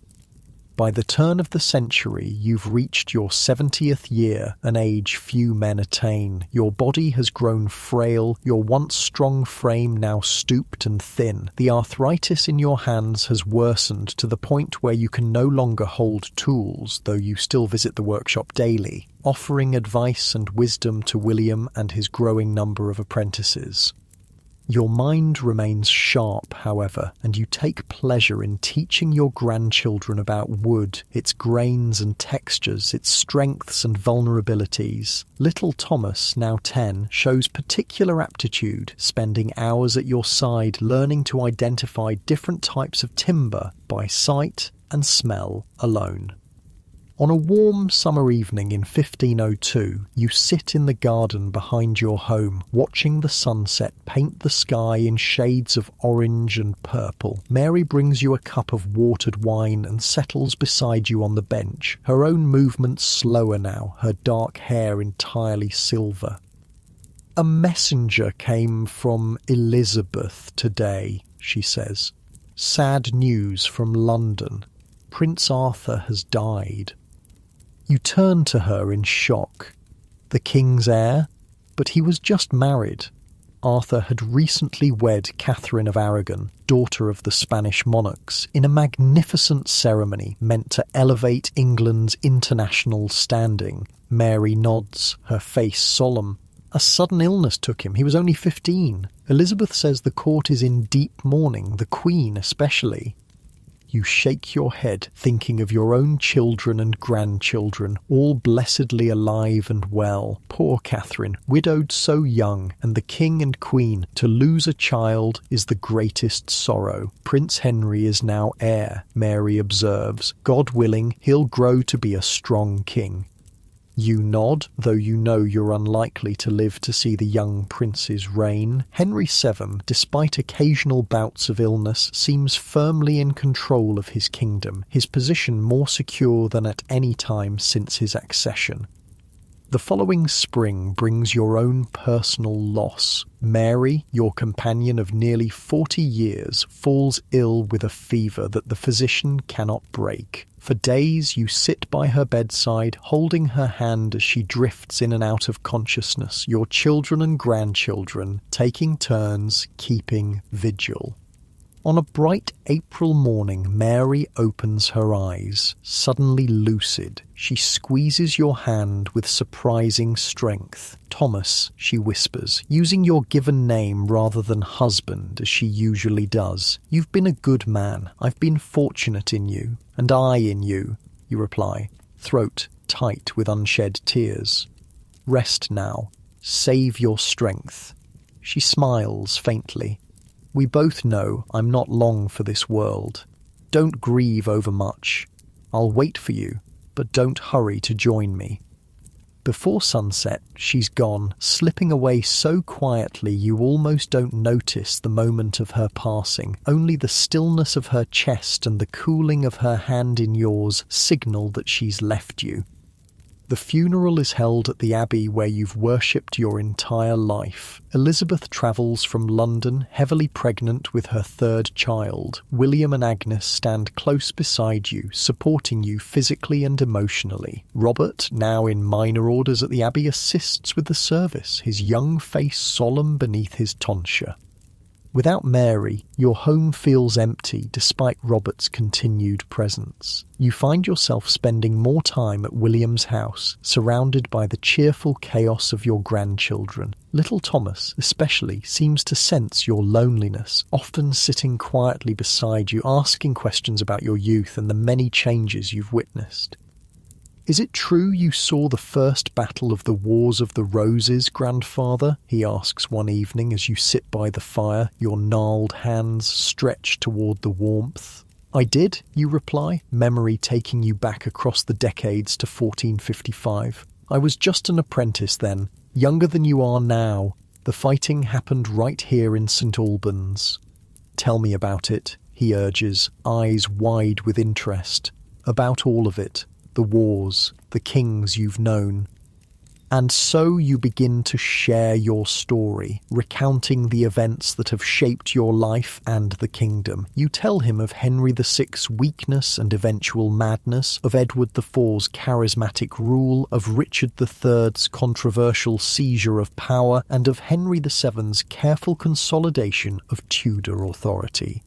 5 kings I've lived under, you tell him, echoing words you once spoke to Mary. 6, counting young Edward V, who was never crowned. And I've seen England torn apart by war and slowly mended again under Tudor rule. Thomas listens intently, occasionally asking questions that surprise you with their insight. "It seems to me," he says thoughtfully, "that strong kings bring peace, while weak ones invite trouble from ambitious nobles."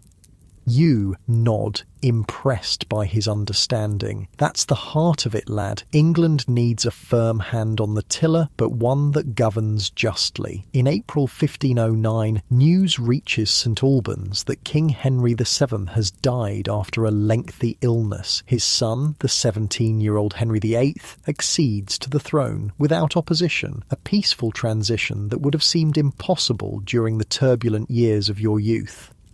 You received the news with quiet reflection. Henry VII, for all his flaws, his avarice, his suspicion, his sometimes harsh justice, brought stability to England after decades of civil war. He rebuilt the treasury, strengthened royal authority, and secured the Tudor dynasty through his children and their marriages.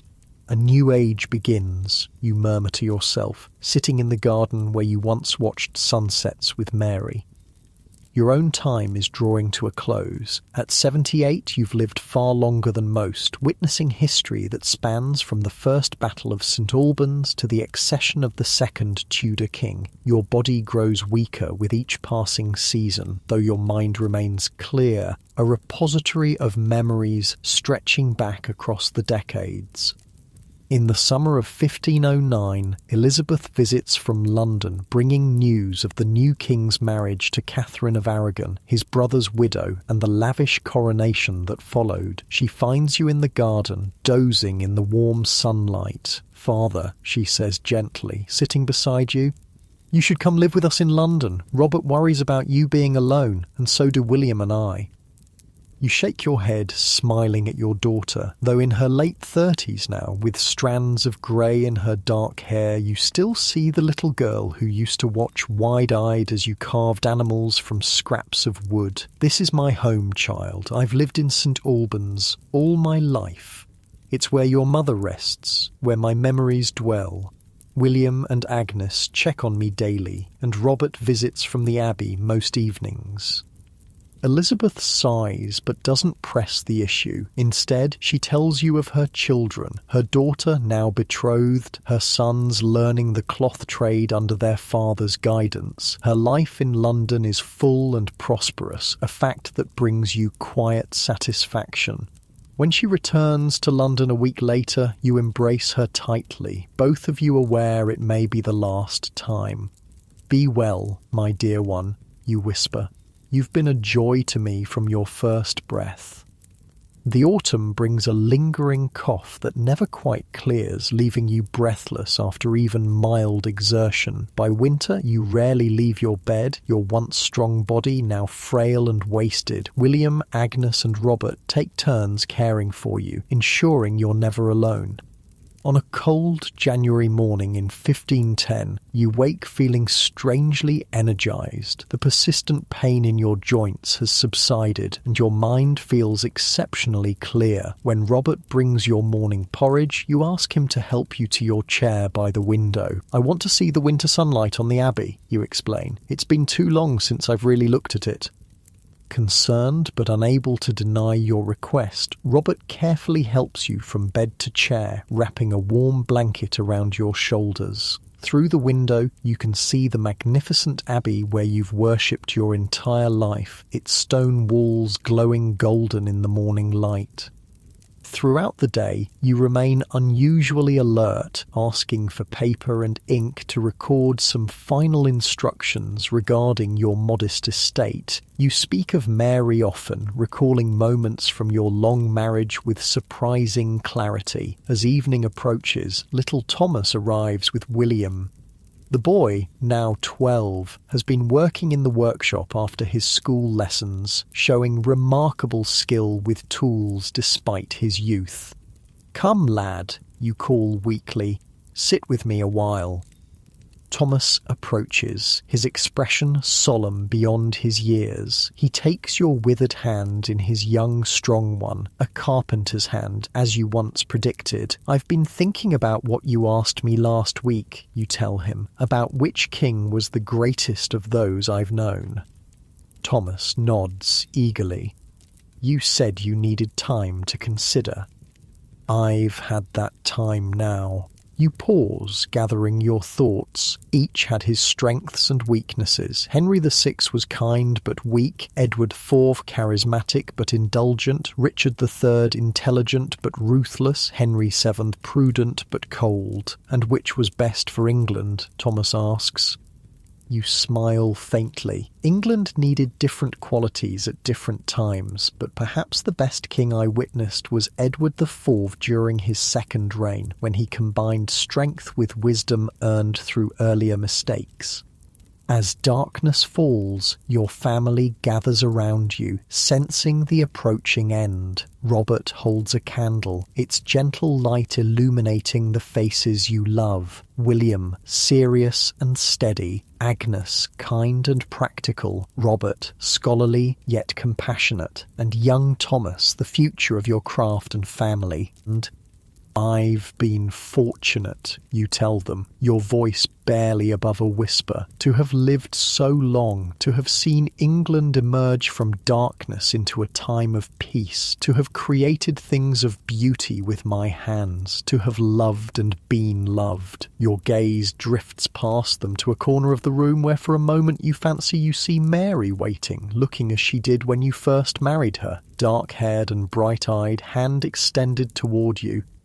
"I'm coming, my love," you murmur, your own hand lifting slightly from the blanket. As your family watches, tears flowing freely now, your breathing slows and finally stops. Your eyes close for the last time, your features relaxing into a peaceful expression that looks almost like a smile. Outside, snow begins to fall, covering St. Albans in a gentle white blanket. The Wars of the Roses are long over, their bloody battles fading into history and legend. England stands at the beginning of what will become known as the Tudor Age, a time of relative stability, cultural flowering, and growing national identity. Your body will return to the earth in the Abbey graveyard beside Mary's, but something of you lives on, in the wooden beams and panels of buildings throughout Hertfordshire, in the skills passed down to William and Thomas, in the stories your family will tell for generations to come. And perhaps, as your soul departs, you catch one final glimpse of England, the realm whose turbulent history formed the backdrop of your life, now at peace under a strong young king, the white rose and red united at last. The scent of freshly cut oak fills the workshop as you guide your chisel along the marked line, creating a perfect groove in the wood beneath your hands. You are Thomas Wells, 20 years old now, master carpenter of St Albans, following in the footsteps of your father William and grandfather before him. 8 years have passed since your grandfather's death in that quiet room, snow falling outside the window as he spoke his final words to your family. You still miss his gentle guidance and the stories he would tell of England's turbulent past, tales of battles and kings that spanned his remarkable life from the first clash at St Albans to the dawn of the Tudor age. It's the summer of 1518, and England has changed in ways your grandfather could scarcely have imagined. The young King Henry VIII, now in his 9th year on the throne, has transformed the sombre, cautious court of his father into one of Europe's most magnificent centres of pageantry, learning, and ambition. Master Thomas, your youngest apprentice, Richard, appears at the workshop door. A messenger from London.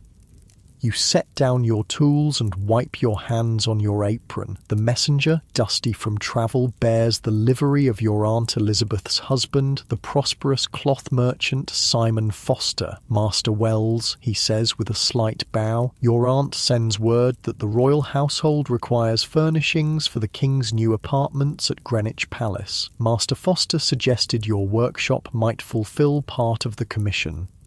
Your heart quickens. A royal commission would bring prestige to your business and confirm your reputation beyond Hertfordshire. Your grandfather received such an honour under Edward IV, and now the opportunity has come to you under the second Tudor king. Please convey my thanks to Master Foster, you reply, maintaining a composed exterior despite your excitement. I shall travel to London next week to discuss the details. After the messenger departs, you call your journeymen together. We've been offered a royal commission, you announce. We'll need to prepare our finest designs and samples to present in London. The workshop buzzes with excitement for the rest of the day. You think of your grandfather and how proud he would be to see the family business continuing to thrive, especially with such an illustrious commission. That evening, you walk the familiar path to St Albans Abbey, where your brother Robert serves as a priest. The massive stone building glows golden in the setting sun, just as it did on the morning of your grandfather's death. Inside, the cool air carries the scent of incense and beeswax candles. You find Robert in the Abbey library, his tonsured head bent over an ancient manuscript. At 28, he has a scholarly demeanour that suits his vocation, though you both share the same dark eyes inherited from your grandmother Mary. Thomas, he greets you warmly. What brings you here this evening? You tell him about the royal commission, and his face lights up with pleasure. Grandfather would be proud, he says, echoing your earlier thoughts. Have you told father? I'm going there now, you reply. I wanted to ask if you've heard anything about the king's tastes from your London contacts. Robert's position at the Abbey connects him with churchmen throughout England, including some with court connections. He considers your question thoughtfully. King Henry favours the new Renaissance styles from Italy, he says. Cardinal Wolsey has brought Italian craftsmen to work on his own residences. The king admires Wolsey's taste and often seeks to surpass it. You nod, making mental note. Your grandfather trained you in traditional English woodworking, but you've been studying the newer continental styles, collecting drawings and descriptions whenever possible. Later, at your father's house, you share the news over a simple supper of bread, cheese, and summer vegetables. William Wells, now 50, his dark hair streaked with silver, listens with pride evident in his eyes.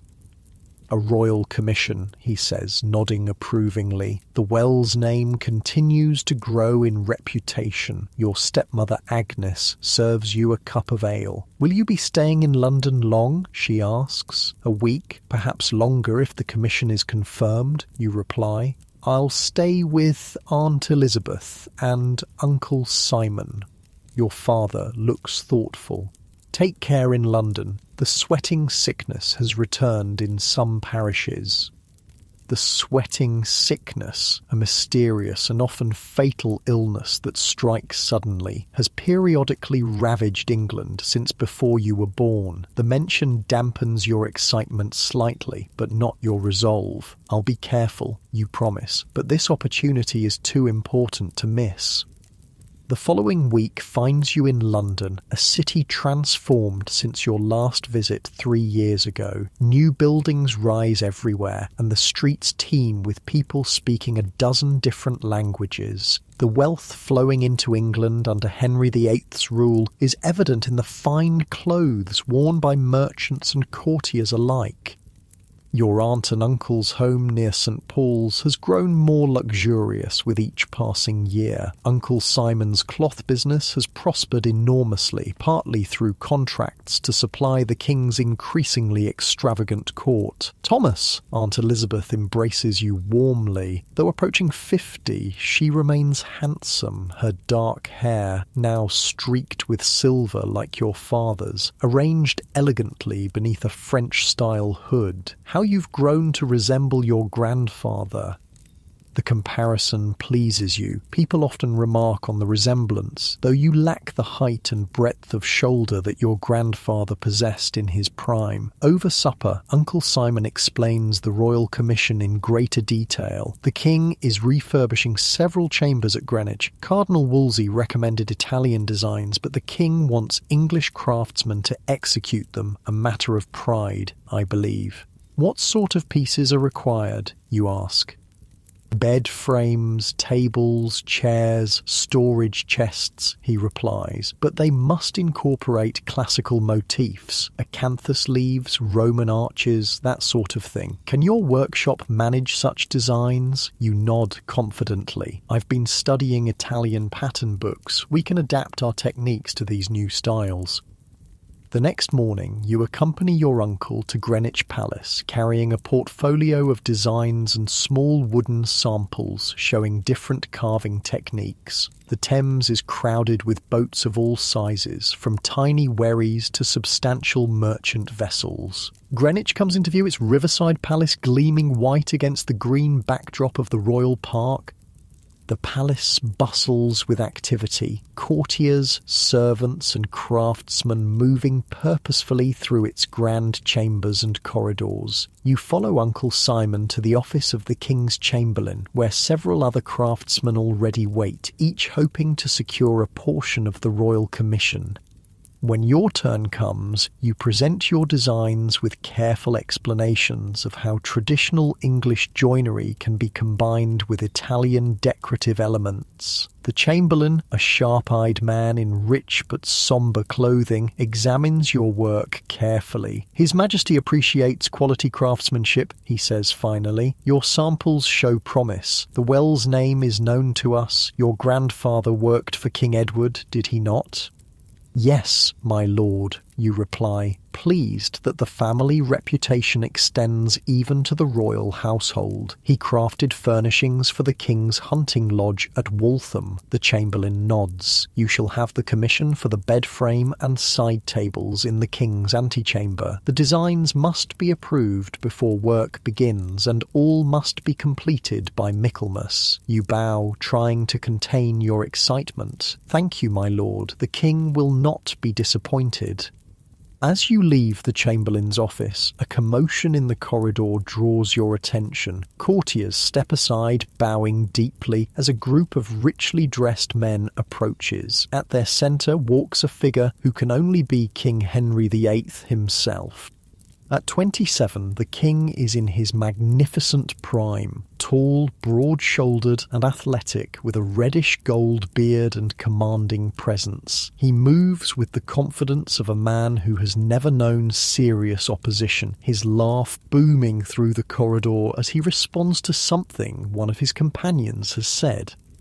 You press yourself against the wall and bow deeply as the royal party passes. The king doesn't notice you, why would he? But being in his presence leaves you momentarily breathless. This is the son of the man who ended the Wars of the Roses, the embodiment of Tudor power and security that your grandfather lived to see established. Back in St Albans, your workshop transforms to meet the demands of the Royal Commission. You hire 2 additional journeymen and begin sourcing the finest oak for the bed frame. The design combines traditional English sturdiness with the new classical motifs favoured at court. Acanthus leaves, Roman arches, and medallion carvings of classical figures. Your father visits often, offering advice based on his decades of experience. Though officially retired, he still enjoys working with his hands when his arthritis permits. Together, you solve the technical challenges of marrying the new decorative style with solid English construction. Grandfather would have been fascinated by these Italian designs, you remark one afternoon as you and William review the carved samples for the bedposts. Your father nods, running his fingers over the acanthus leaf pattern. He always said a good craftsman never stops learning. He adapted to many changes in his lifetime. He saw England transform, you agree, from the Wars of the Roses to Tudor peace. William looks thoughtful. That peace still feels new sometimes. Grandfather lived through decades of uncertainty. We're fortunate to have a strong king with no serious rivals. The summer of 1518 passes in a blur of activity. By September, the bed frame and tables are complete, each piece representing the finest work your workshop has ever produced. You personally accompany the furnishings to Greenwich, overseeing their careful transport by wagon and then by river barge. The Chamberlain inspects the finished pieces with critical attention to detail. Finding everything to his satisfaction, he authorises payment, a substantial sum that will allow you to expand your workshop and perhaps even open a second location in London. As you prepare to depart Greenwich, you hear that the king himself has viewed the new furnishings and expressed his approval. Though you don't see Henry VIII again, the knowledge that your craftsmanship has pleased the king fills you with quiet pride. The Royal Commission brings a flood of new business to your workshop. Wealthy merchants and nobles who wish to emulate royal tastes seek out the carpenter who furnished Greenwich Palace. By the spring of 1520, you've opened a second workshop in London, leaving your most trusted journeyman to manage the St Albans location while you divide your time between the two. In June 1520, England's attention turns to France, where King Henry and his Queen, Catherine of Aragon, meet with the French King, Francis I, in a spectacular display of wealth and pageantry, later called the Field of Cloth of Gold. Though you don't attend this distant event, its impact reaches even your workshop, as nobles returning from France commission furniture incorporating French as well as Italian elements. The 1520s bring prosperity to your business, but also the first rumblings of the great changes that will transform England. Your brother Robert, still at St Albans Abbey, sends increasingly concerned letters about debates within the church. Martin Luther's ideas have begun to spread in England, challenging traditional Catholic practices and authorities. Cardinal Wolsey suppresses Lutheran books, Robert writes in 1523, but copies circulate nonetheless. Some of the younger monks read them secretly and find much to consider in Luther's arguments.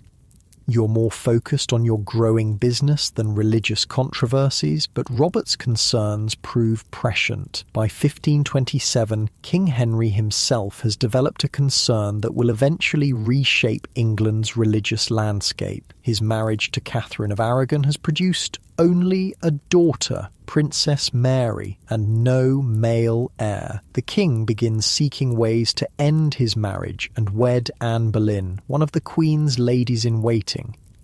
When Cardinal Wolsey fails to secure a papal annulment of Henry's marriage, his fall from power is swift and complete. By 1529, Thomas Cromwell has risen to prominence as the king's chief minister, and the relationship between England and the Roman Church grows increasingly strained.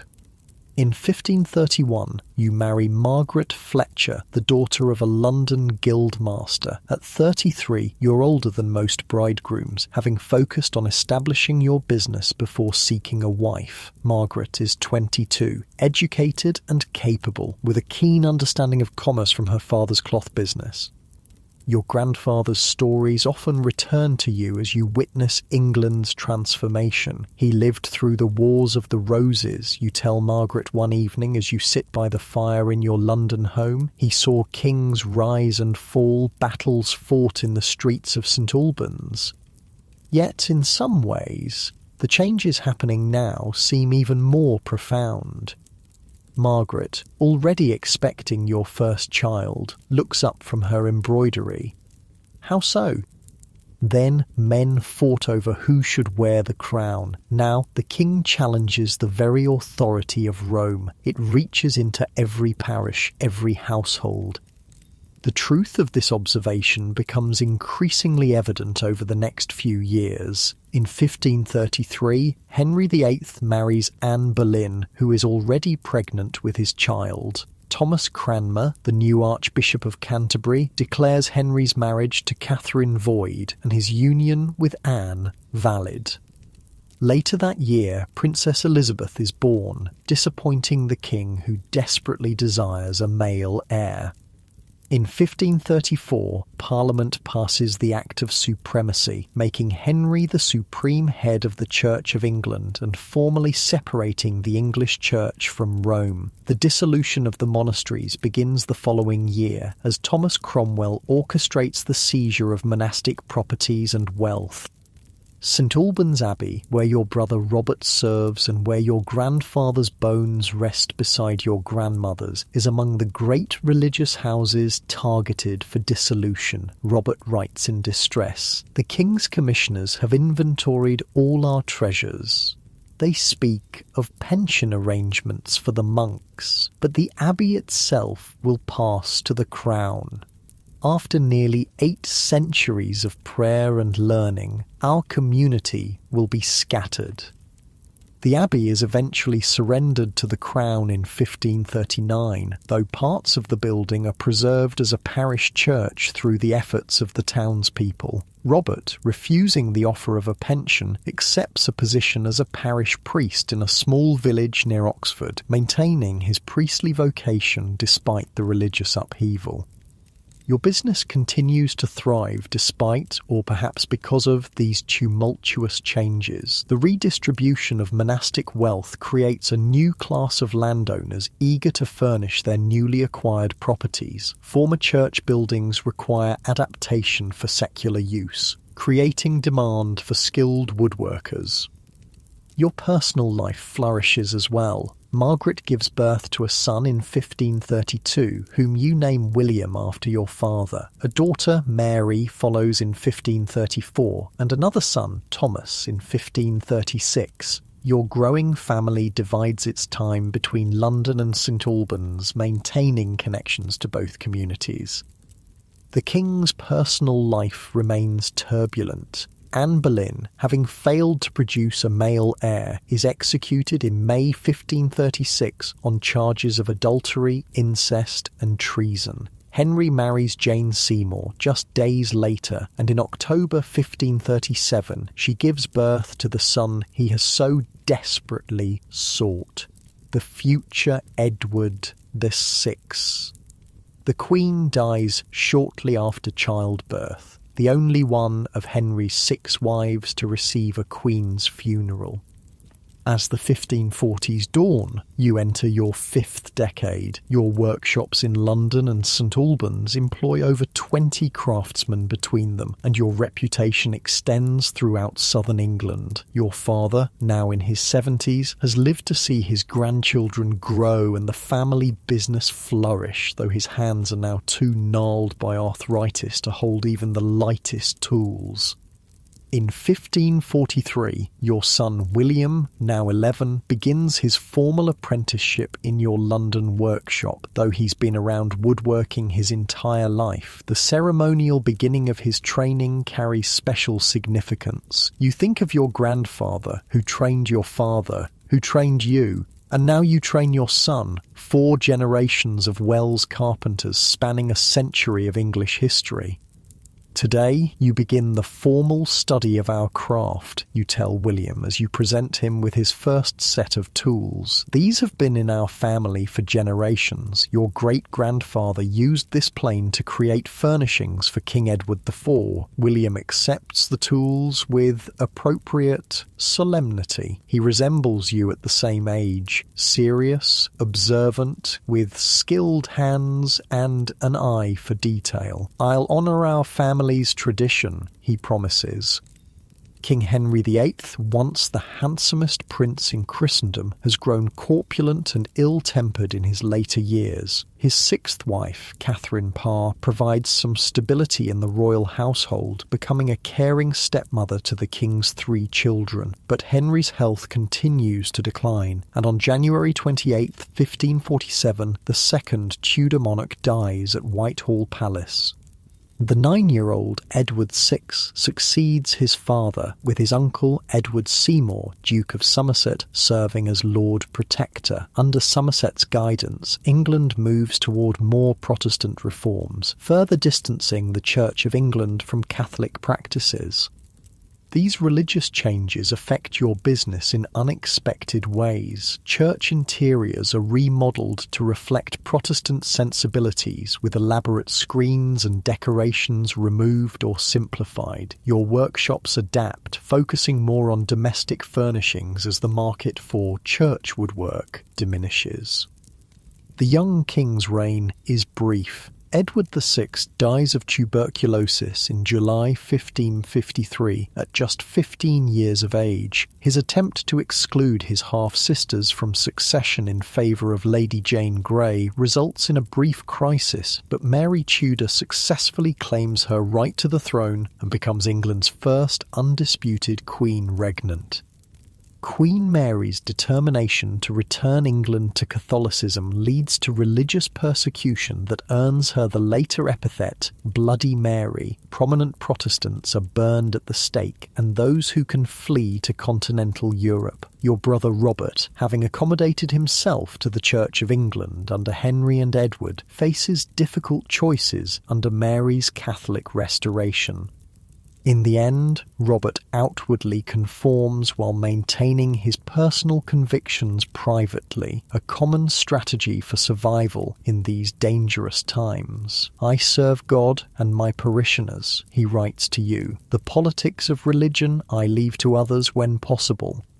Your own family maintains a careful neutrality in religious matters. As craftsmen serving clients of various beliefs, you can ill afford to be associated too strongly with either Catholic or Protestant factions. This pragmatic approach serves you well through Mary's turbulent 5-year reign. In November 1558, Queen Mary dies, likely of uterine or ovarian cancer. Her half-sister Elizabeth, daughter of Anne Boleyn, succeeds her as Elizabeth I. The new queen, at 25, inherits a kingdom divided by religion and weakened by Mary's unsuccessful war with France. You're now 60 years old, your once dark hair and beard completely grey. Though still active in managing your business, you've ceded much of the physical work to younger hands, including your son William, now a skilled craftsman in his own right. Your younger son Thomas has chosen a different path, studying law in London with support from your wife's family connections. The accession of Elizabeth I marks the beginning of a new era. The third Tudor monarch navigates a middle course in religion, establishing a moderately Protestant Church of England that allows for some degree of personal religious freedom as long as subjects remain outwardly conformist. After decades of religious upheaval, this Elizabethan settlement provides welcome stability. On a warm June evening in 1560, you sit in the garden behind your St Albans home, watching the sunset paint the sky in shades of pink and gold. Your granddaughter Catherine, William's 5-year-old daughter, plays nearby, her childish voice raised in a simple song as she arranges pebbles in patterns on the garden path. The scent of roses fills the air, reminding you of the symbols that gave the Wars of the Roses their name. The white rose of York, the red rose of Lancaster, now combined in the Tudor rose that represents the dynasty's unification of the rival houses. Your thoughts turn, as they often do in quiet moments, to your grandfather. You were 12 when he died, old enough to remember his stories vividly. Tales of apprenticeship during the First Battle of St Albans, of seeing Edward IV in his golden prime, of crafting furniture for royal hunting lodges, of the terrible uncertainty when the princes disappeared from the tower. "What are you thinking about, grandfather?" Catherine asks, abandoning her pebbles to climb onto the bench beside you. You smile at her. This child born into a world so different from the one your grandfather knew. She has never known the fear of civil war, has always lived under the relatively stable Tudor dynasty, has been raised in a household of modest prosperity unimaginable to common folk of earlier generations. "I was thinking about my own grandfather," you tell her. "He lived during interesting times when the Wars of the Roses were fought." "What were those?" she asks, her small face curious.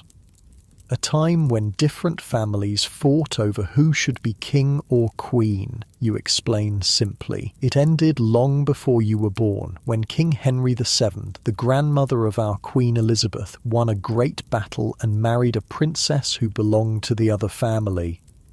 "Like in a fairy tale?" Catherine suggests.